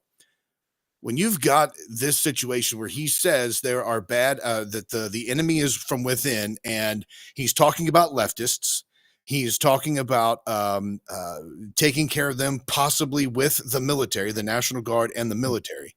I believe that this is what is in mind. Now, some people will say this is dealing with Black Lives Matter. This is dealing with the protests that were happening, Antifa, et cetera, that were happening back in 2017, whatever that was, 18, 19. Those protests that were happening there, this is what he's talking about. But he doesn't talk about that. He's talking about the enemy from within, the leftists in this country. This sounds more to me like authoritarianism. This sounds like someone that is willing to use the military against political opponents to try to stop what he considers the enemy within. Now, when you just said there a minute ago, Erica, about the fact that, on the left, they're framing their question by saying that if he decides to do something that we deem illegal, will you side with us? In this situation, I'm looking at this thinking if he's wanting to use the military against his political opponents, if this were Obama saying this or Biden saying this, I mean, we would be having a fit over this. We would be extremely disconcerted over the fact that political enemies could be silenced or taken care of very quickly by the National Guard or even the military. So that's okay. So, but you went from talking about people doing something illegal and against the Constitution to political enemies. Okay, that's not what we're talking about. I would hope that in the event that we actually did have to enter the Capitol and walk members of Congress out onto the front lawn or in group, in mass, arrest them for what they've done to this country in large numbers. We may need military assistance and we would want them on our side. And I don't know that he's referring. I don't know. I'm tired of having not even the upper hand, but we constantly are wanting for it just because it's Trump and nobody likes him. It's not about the guy. It's about what we're trying to get back to. And we're a bunch of wet noodles. Even when we have control of any type of situation to make a difference in this country, to make it more like it adheres to the Constitution, to make it more neighborly, to make it more where individual places control their own destiny by helping each other instead of pushing each other down. We have to be able to stand up for the damage that they've done. And that might mean at the point that we're at, that we have to do something drastic. And I damn sure want the military behind me. See, now, and that, I understand what it is that you're saying. But him making these comments is extremely disconcerting, because if we talk about fidelity to the Constitution, now, if there are senators, congressmen, congresswomen, whatever you want to call them, Congress people that have done horrible things, they need to be arrested. Absolutely, we can arrest them. But violating, I mean, it's an act, the Posse Comitatus Act that was implemented back in the 1800s after the Civil War, which was done to ensure that the North, I'm pretty sure if my history's right on this, wouldn't use the government to enforce laws in the South. But the entire idea of potentially using the military against your political enemies, because in this comment, he doesn't say, if we find out that that there are senators, congressmen, et cetera, that have been involved in the worldwide pedo rings, we're going to do whatever it takes to get them out of there. That would be the conversation. Okay, well, what can we do? What's legal here? What can be done? But this is like, he goes on to talk about how Adam Schiff is a terrible person and the Russia collusion hoax and all of that stuff. You have a guy that's talking about the Gulf of America and talking about, annexing Canada and getting Greenland and all this. And it's like, this is starting to get over to that worldwide leader domination. Oh my God. I think it's brilliant. I think it's brilliant. And I think it's brilliant. We're going to get Greenland because they think he'll actually take it if they don't give it to him. They're already saying we're open to shared presence, and he's not even inaugurated. It's brilliant. I'm telling you, I don't think that it's not. It doesn't have to be that he would actually march soldiers into Greenland and take it. It's the fact that you think he would. It's brilliant. I am not in. I don't see it the way that you see it. I don't feel threatened by it. I get very sensitive. I'm just be straight up honest with you. I get very sensitive when political leaders start talking about using the military against us. You know how, I mean, and this is something that was talked about during Obama's administration when he killed American citizens with drone strikes. Even though they were foreign soil, he still killed American citizens with drone strikes, and they were his war on the press. I don't right, and nobody did anything. I don't care. I know. And that's what also scares the piss out of me, because it was during the time when Alex Jones wasn't considered a genius, when he wasn't considered a prophet, when people were looking at us truthers like we were nuts, thinking that that 9/11 was an inside job or OKC was an inside job. They were thinking that we were crazy for that stuff back then. And we're talking about what, 18 years ago, 16 years ago, something like that, when Obama was doing these things, and we're like, hey, he can't be doing this. No, 10 years ago. He can't be doing this against the press. He can't be suppressing free speech like this. And Republicans and conservatives didn't say jack squat about it. They were sending our young men and women over to foreign lands to fight wars we had nothing to do with. And now you have somebody in office that's saying that they want to use the military against their political enemies. That scares the crap out of me. All right, folks, we're going to take a quick break. When we get back, this and much more right here on The Breakdown, the theater of the mind.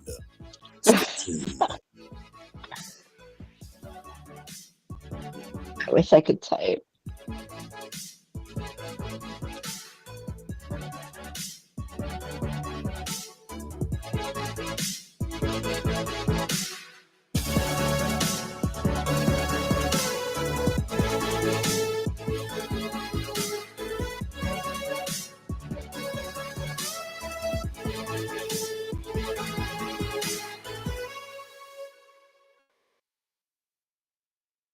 All right, folks. This is one of my that's one of my favorite bumper tunes to use, and this one and the one coming back from break are my favorites. Let's see. This being on my phone thing is bogus. I can't type. Anything I type in there only goes to you and I in the studio. It doesn't go to the group. No way. I have to be logged into Rumble, like as a person on, like in the chat, in order to be able to comment like that. It says that on my laptop too. Do you have like an iPad or anything? No, dude. Android. Oh, you're one of those people. Yes. I'll be right back.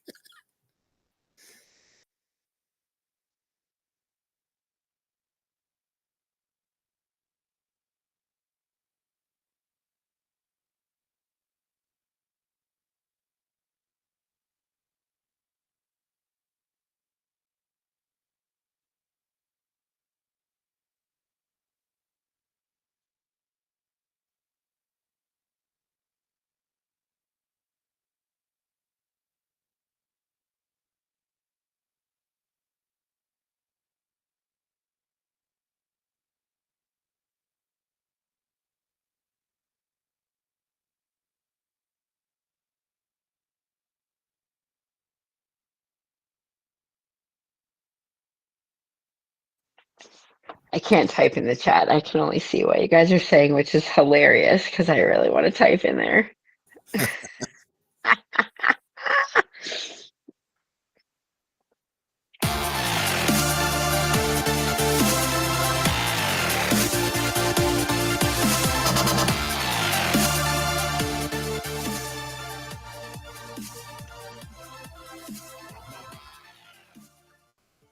Welcome back to The Breakdown, everybody. This is Aaron Barker with Misinformation Erica Sauer. We're continuing on this wonderful evening, and we're doing the old-fashioned radio with no camera and we're liking it so much. Okay, hey Rocky, I know you want to produce the show, but like, can you do it old time like this? We just have a picture up there. We don't need the image or whatnot. Oh, look at that. That's a really, I'm not going to read that question out loud. I'll get banned somewhere for something, I'm sure. But anyway, let's see. What else can we get into? Oh, she asked him about fruit juice. He'd say strawberry, Timmy. So here is where I fear a lot of this stuff. What do we have? Okay, there's Zuckerberg there. We got Zuckerberg to get into. We already covered bad theology and that. Okay. So here is, this is where I fear, and I know that you might, this might piss a few people off, but honestly, that's what I do. That's what I'm best at. This is where I fear conversations like the interviews like the one that Trump was talking about. It's where I fear that they're headed. Because in order for control to happen, in order for you to stop the devastation that's coming to a country, in order for you to stop your political enemies or those who are breaking the law, you have to increase mass surveillance to a scale where you monitor, follow, watch, and ensure that everybody is staying in line. This was actually released back in November, but it was after the October 7th attacks. And this is back in 2023, back in the October 7th attacks in Israel, which, by the way, if you saw that, I'm sure Timmy did, there is an Israel and Hamas ceasefire that has come into fruition. It says that mediators herald Gaza ceasefire and hostage deal. Israel says final details are in flux. So that is something that's breaking as of today. This is Wednesday, January 15th that we're recording the show. And why did that happen? When you say, so you're saying because Trump's about to take office. So because he literally said they need to get it done before I'm inaugurated. So tell them by noon on Monday or bad things are going to happen. So he threatens more war over a small country that causes devastation, destruction, innocent lives, and civilians. Okay, that's awesome. That's the president that we want. But after I'm giving you the facts. That though I can't tell you that the two things are related, but both of those things are happening. You know what it's reminiscent of? It's reminiscent of the Iran hostage crisis when Jimmy Carter was president and he was about to leave office the day, like the moment, essentially within a half hour of Reagan being inaugurated, they released the hostages over in Iran. You can't tell me that wasn't connected. Of course it was. This whole thing, is connected. But yeah. So what does it mean? It's going to get bad if they aren't released. I don't know. It doesn't matter. All he has to do is troll them and they release the hostages. So we're against fighting a war in Ukraine. We're against sending money to Ukraine, but we're fine with sending money to Israel. And we're fine with fighting their battles. We're fine with, I mean, that's just kind of the disconnect. I don't understand. Wait, why is it? Hold on. Wait, why is it disconnected? Like, if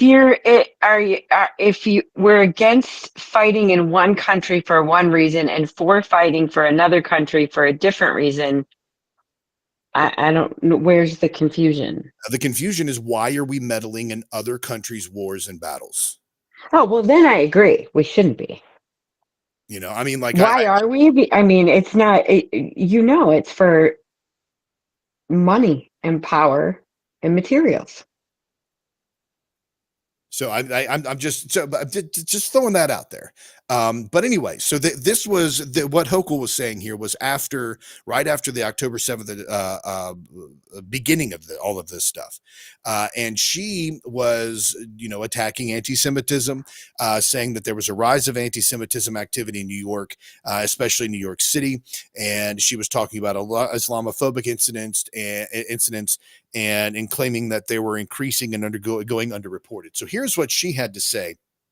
And this is where I fear that an administration that does not check what Donald Trump does could potentially lead to. Let's take a listen to this here. Also, we're very focused on the data we're collecting from surveillance efforts, what's being said on social media platforms. And we have launched an effort to be able to counter some of the negativity and reach out to people when we see hate speech being spoken about on online platforms. Our media analysis, our social media analysis unit has ramped up its monitoring of sites to catch incitement to violence, direct threats to others. And all this is in response to our desire, our strong commitment to ensure that not only do New Yorkers be safe, but they also feel safe, because personal security is about everything for them. So they have increased. Now this started again back in November of 2023. They have increased their social media monitoring and launched their effort to counter some of the negativity, and then reach out to people when they see hate speech being spoken about on online platforms. They have in New York something called it's called the Social Media Analysis Unit. It's part of the New York Police Department. And it refers to a specific piece of data or element that is being examined. So they actually, there's an application, there's a job application. For anybody who's interested, if you go out, the New York State Police has an application. And it's the New York State Intelligence Center serves as a central repository for the numerous intelligence databases currently being used by the New York City Police. It's an intelligence analyst 2 position that they were hiring for that collects various types of information, intelligence, and data received by New York police at the New York State Intelligence Center related to counterterrorism and criminal activity. They monitor, collect, and analyze open source information. Open source information is going to refer to your Facebook profile, TikTok profile, all your social medias, etc. there. It analyzes, research, and correlates criminal intelligence information, etc. So here she comes out with this big announcement. And she says, "Oh, well, we're doing this now. We're analyzing. Even if somebody is negative, any kind of negative activity, they're going to re-educate them and reach out to them when we see hate speech being spoken about on online platforms." Now, it is striking to me that stories like this. I didn't see this, by the way. It happened 2 years ago, over 2 years ago, or not 2 years ago, a year and a half ago, something like that. And I didn't see this. But she says here, she adds, if anyone thinks that they can get away with spreading hate and harming other New Yorkers and violating the law, you will be caught. You will be caught here in the state of New York because we are ramping up our resources to ensure that everyone can live freely. We have been involved in this. We'll protect protected speech. We will not protect people committing hate crimes, not here in Manhattan, not any borough, etc. Well, she actually has a logical fallacy there, because protected speech is all speech, by the way, but hate crimes are crimes against people. That's what you're supposed to do in New York. I think prosecute crimes. right. It's a little out of context, right? Because I think that she was talking about Hamas protesters or a group of like protesters in New York City, and a opposing group of protesters came out and were not allowed to protest against the protesters. And she was deeming one group of protesters as hate speech while the other was deemed protected. And it was a big issue. So sure. One group was allowed to protest and the other one wasn't. Maybe that's not what she's talking about, but I remember that happening in New York City. Now, I'm kind of lost. Just clarify what you're saying there for me. So you're saying that she was... So Hamas, let's say it would be like you have a group of Hamas people coming out and protesting, right? And then you have a group of, what would you call them? Zionists coming out and protesting against the Hamas protest. And the Zionists weren't allowed to get a permit or were accused of hate speech against the other protest group, while the Hamas protesters were deemed protected speech. So you're saying that they actually prevented Jewish citizens from getting a permit to demonstrate? Or a group showed up to protest the protest, and they were arrested. Were they prosecuted? law enforcement got involved, and what the weirdness of the situation, I thought, was that one side was deemed hate speech and the other side was deemed protesting. All right, I'm going to put that in the parking lot as well because I got to find out about that. If first they shouldn't need a permit to demonstrate. I don't think it was I don't think it was needing a permit for an event. I think it was that they came out specifically as a group to protest against a protest, and they were deemed as being like inciting violence and having hate speech. They were just protesting the other group that was protesting. Right? Like, I'm pretty sure that was, and it was a big thing. Well, I'm going to have to check that out because obviously that's a violation of their constitutional rights, regardless of your heritage. If you want to speak out against something, even if it's stupid, even if it's wrong. But it still means what she's saying is absolutely wrong. You still have the government saying, yeah, we're fine with the cops coming out and saying that and we're going to monitor social media websites. And, I don't know. I mean, yeah, and it's like the anti-Zion, what was it? The anti-Semitism bill that passed in 2024, and any of the terms that you use, like if you were to, we covered this on the show actually, and I'm trying to remember. Yeah. If you were all the words that you can't use anymore. Yeah, like you weren't allowed to say Zionism. That was considered anti-Semitic. That was the Anti-Semitism Awareness Act. And it was saying accusing people of being responsible for real or imagined wrongdoing committed by a single Jewish person or a group, which a lot of people said that was saying that when the scriptures talk about the Jewish leaders being the ones who crucified Jesus, that was going to be considered anti-Semitic.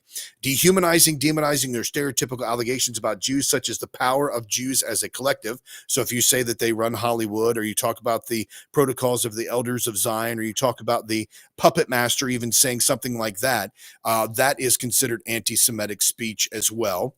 And it says denying the Jewish people their right to self-determination. That is what the standard definition of Zionism is. This saying that the Jewish state is allowed to exist and they're allowed to have self-determination, which that's perfectly fine. But there's more to Zionism than that. That's not what Zionism is. But anyway, all of that, so they were really cracking down on it, but it isn't just about anti-Semitism. The fact that they are creeping around on your Facebook profile or your social media or whatever the surveillance that they have, if they see something that they consider negative, she didn't say hate crimes. She said, if you say something negative, we're gonna talk to you about that. We're gonna make. But I thought we're going back in the opposite direction from where she is talking about a couple of years ago, right? I mean, not in London, in the UK, they're pulling up and arresting people, and they're actually threatening to extradite U.S. citizens for comments on social media and bring them over to the UK to prosecute them. Right. So I'm not saying that we don't suffer from a bit of a risk here. Okay. I would hope that it wouldn't go that far in this country, but I'm thinking that she's not on the side of free speech at all. And I'm hoping we're going in the opposite direction from where she is in New York a couple of years ago. I absolutely agree. And and again, it's whenever you hear those types of phrases, a conversation where somebody's talking about surveillance, or they're talking about persecuting someone that has a different idea than you, a different ideology than you do, someone who is your political opponent or enemy, that's where I start to get very concerned. My ears perk up and my defenses go up, because that is never good when somebody in political power wants to stifle their political opponents simply because they say they're the ones destroying the country. This is what happens when dictators take positions of power. This is a recruiting tactic for the KKK and for other hate groups like that, to use that term. But this is a tactic where you find a person or a group of people, and then you blame that group of people for all of your ills. You lost your job because of the black people. You don't have higher pay because of the Jews. You're not getting raises at work. It's because of the leftists. If you start demonizing a people group, then the next step is you create this mass swell of hatred and negativity towards them, and it becomes easier to manipulate someone because they are the reason that you are in the plight you're in. And that's very, I mean, that's honestly, that's despotism 101. Yeah, it's also very dangerous.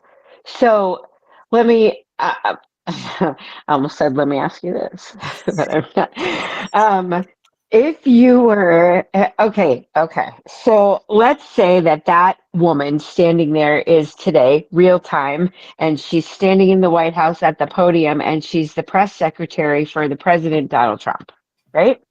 Yeah. And she's saying all of that, but she's directly talking about what maybe the reformed FBI is going to be doing, or what some changes in what they're going to be paying attention to and looking into closer when it comes to things they see and hear about the president, because they tried to kill him twice. That wouldn't really so much surprise me. I mean, I wouldn't be surprised if there's an uptick in people being contacted by the Secret Service or getting a visit from them in the next administration, even to the extreme of like making a joke that they show up and want to have a talk because they don't know where to go, and somebody in their ranks they've already tried to from within execute the soon to be leader of the free world. Yeah, that's right.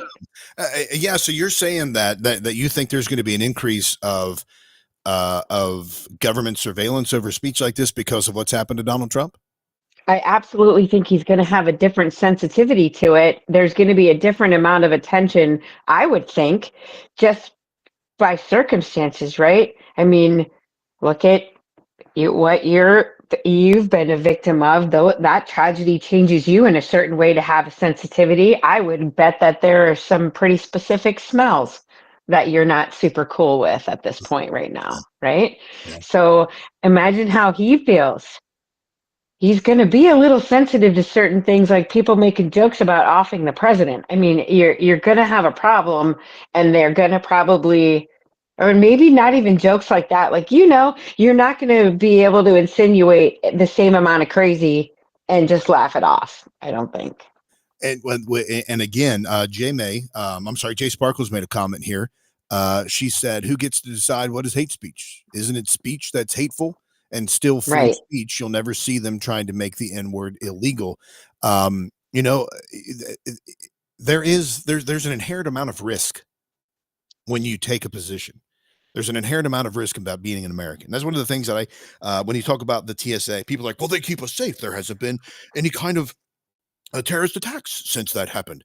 Yeah, but I would rather fly with the risk and be free than fly with a false sense of security and have to be felt up when I go through the TSA.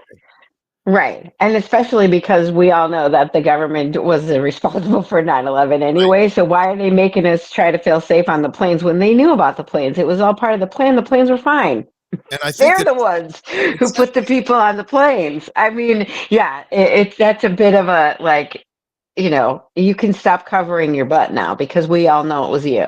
We don't need the TSA anymore. Exactly. And, same thing with the shoe bomber as well. But like, everybody talks about, like Donald Trump, as soon as he got, as soon as he was hit by that bullet, he stands up and puts his hand up in the air and says, fight, right? So he does that. And there's this, he's an Iron Man. He's strong and he can take this and he's not afraid of anything, but we're going to allow him to take away our freedoms because he's got a little bit of fear that somebody's going to try to shoot him again. Well, man, you run your mouth enough and you become president, that fear, that risk is there. Like, it's there. So if he begins to politicize, or if he begins to go after a little bit more stringently people who make comments or jokes about this, and this is all hypothetical, we're just wargaming this or whatever you want to call it. Yeah. If he were to do that, then that means that those policies are going to stay in place, and the next president is going to go after that as well. And then it becomes like so many folks have been saying over the past several years, is a politicized Department of Justice where political enemies are going to be persecuted simply because they don't like the type of speech. Well, what you said could be construed as, so now we're going to place you on a no-fly list. We're going to put you in jail. We're going to take away your right to vote, et cetera, et cetera. So, I mean, the danger of that is extremely, to me, I would rather live in a country where there is, and I know you probably would agree with this, Erica, to a certain extent. I would rather live with extreme risk and be completely free than have a false sense of security and be in a 15-minute city. Because using climate change as a way to get people to fall into line and have carbon taxes and carbon offsets is the same thing as using somebody might attempt to unalive the president, so we have to monitor a little bit closely. It's the same mentality behind it. It's all about leading with fear and forcing support or forcing acquiescence via conversion or via coercion.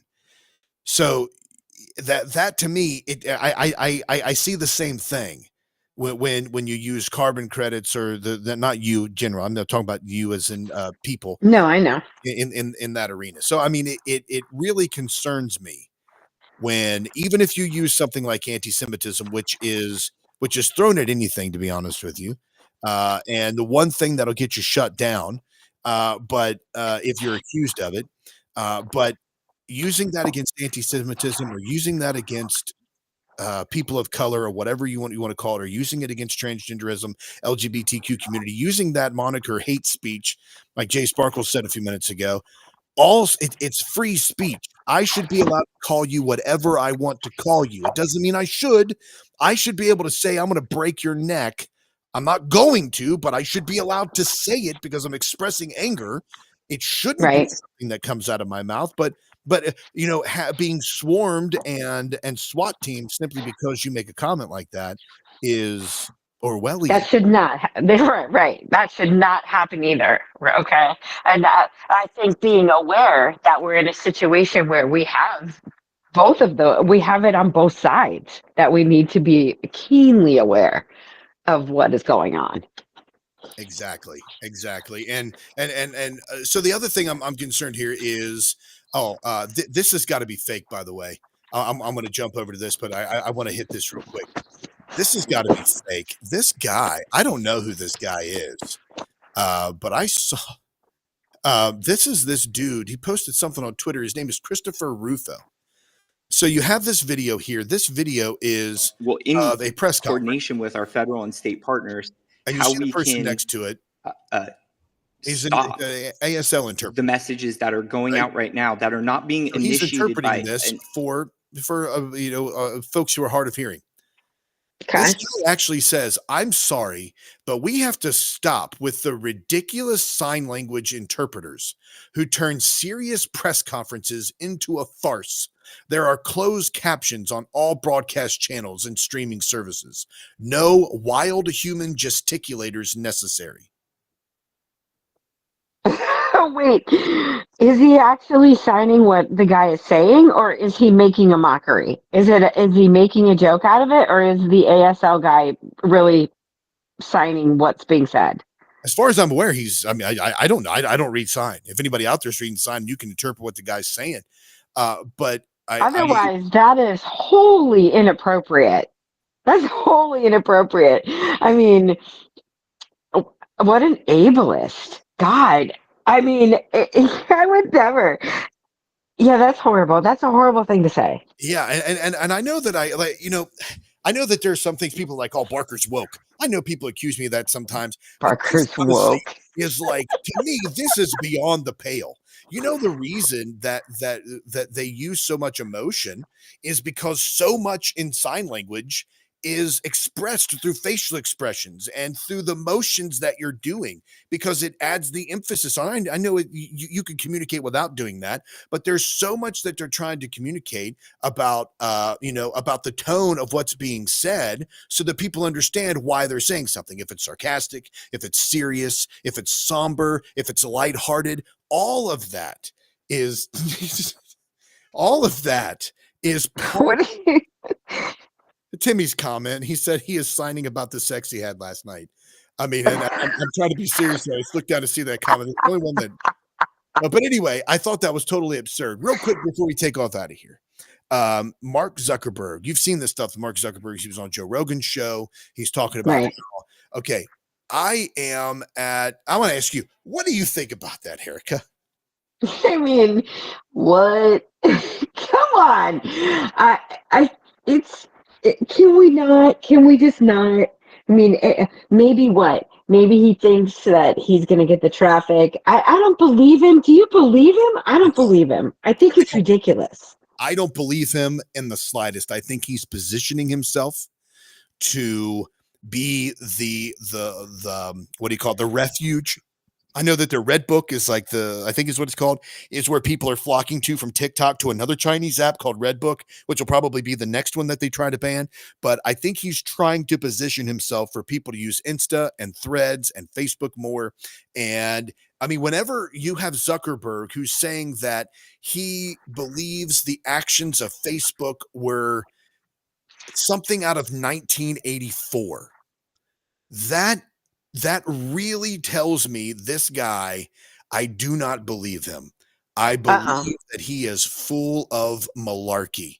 Whenever he is talking about, I mean, he's on Joe Rogan. If you listen to that, of course, it's a huge show, long show, but there's a bunch of clips that are deposited out on Twitter as well, or X. And he makes those comments. He's like, it was, kind of 1984, it's kind of Orwellian, et cetera.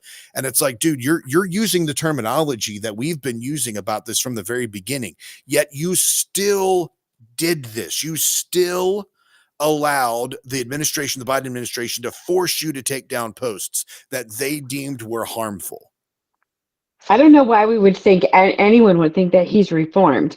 I mean, or maybe they aren't around, except that Facebook is for grandparents, so I hear. However, he stole it.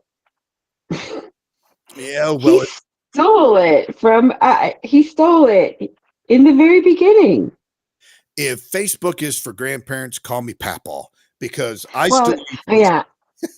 know. I'm just telling you, like my kids do. But he stole it. He stole Facebook from the twins. You can read about it. There's a documentary about it. There's a book about it. It's really funny, and they're billionaires by the way. Now, the twins that he stole Facebook from, he's a dirtbag. Why do you think he changed? Why would you think he changed? Yeah, for real. All right, folks, this is it for us tonight on the show. Don't forget to join us over on aaronbarker.substack.com, and also go to crusadechannel.com. Live radio the way it should be. Thanks for hanging out with us, and until next time, make Christ supremely valuable.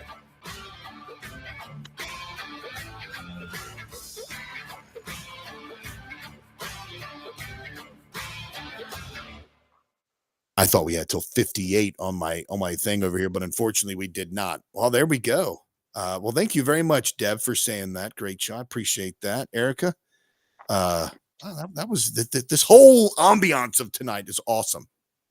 Yeah, I mean, maybe I should forget my laptop more often. Tell you what, this is really cool. But okay, hold on though. I would like to figure out a way. Oh, well, I could still do it with my laptop, because my mic is way better.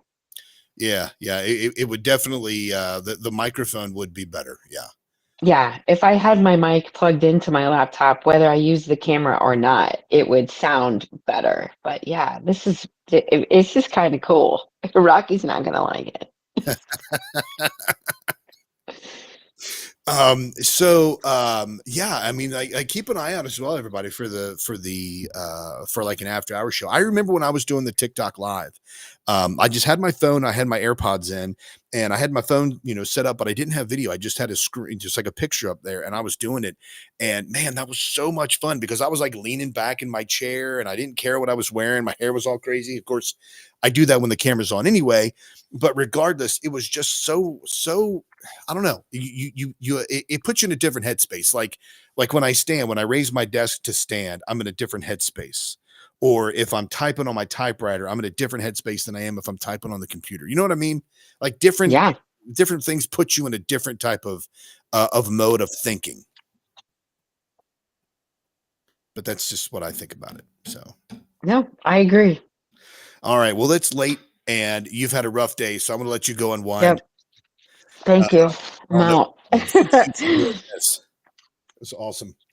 And thank you, everybody, for hanging out with us. And I'm going to try to get the show up as well, so it'll play live again on Saturday. I don't know if it will or not, but if it doesn't, well, then I still appreciate all your support and everything. Y'all have a great one. And until next time, make Christ supremely valuable. Hold on just a second.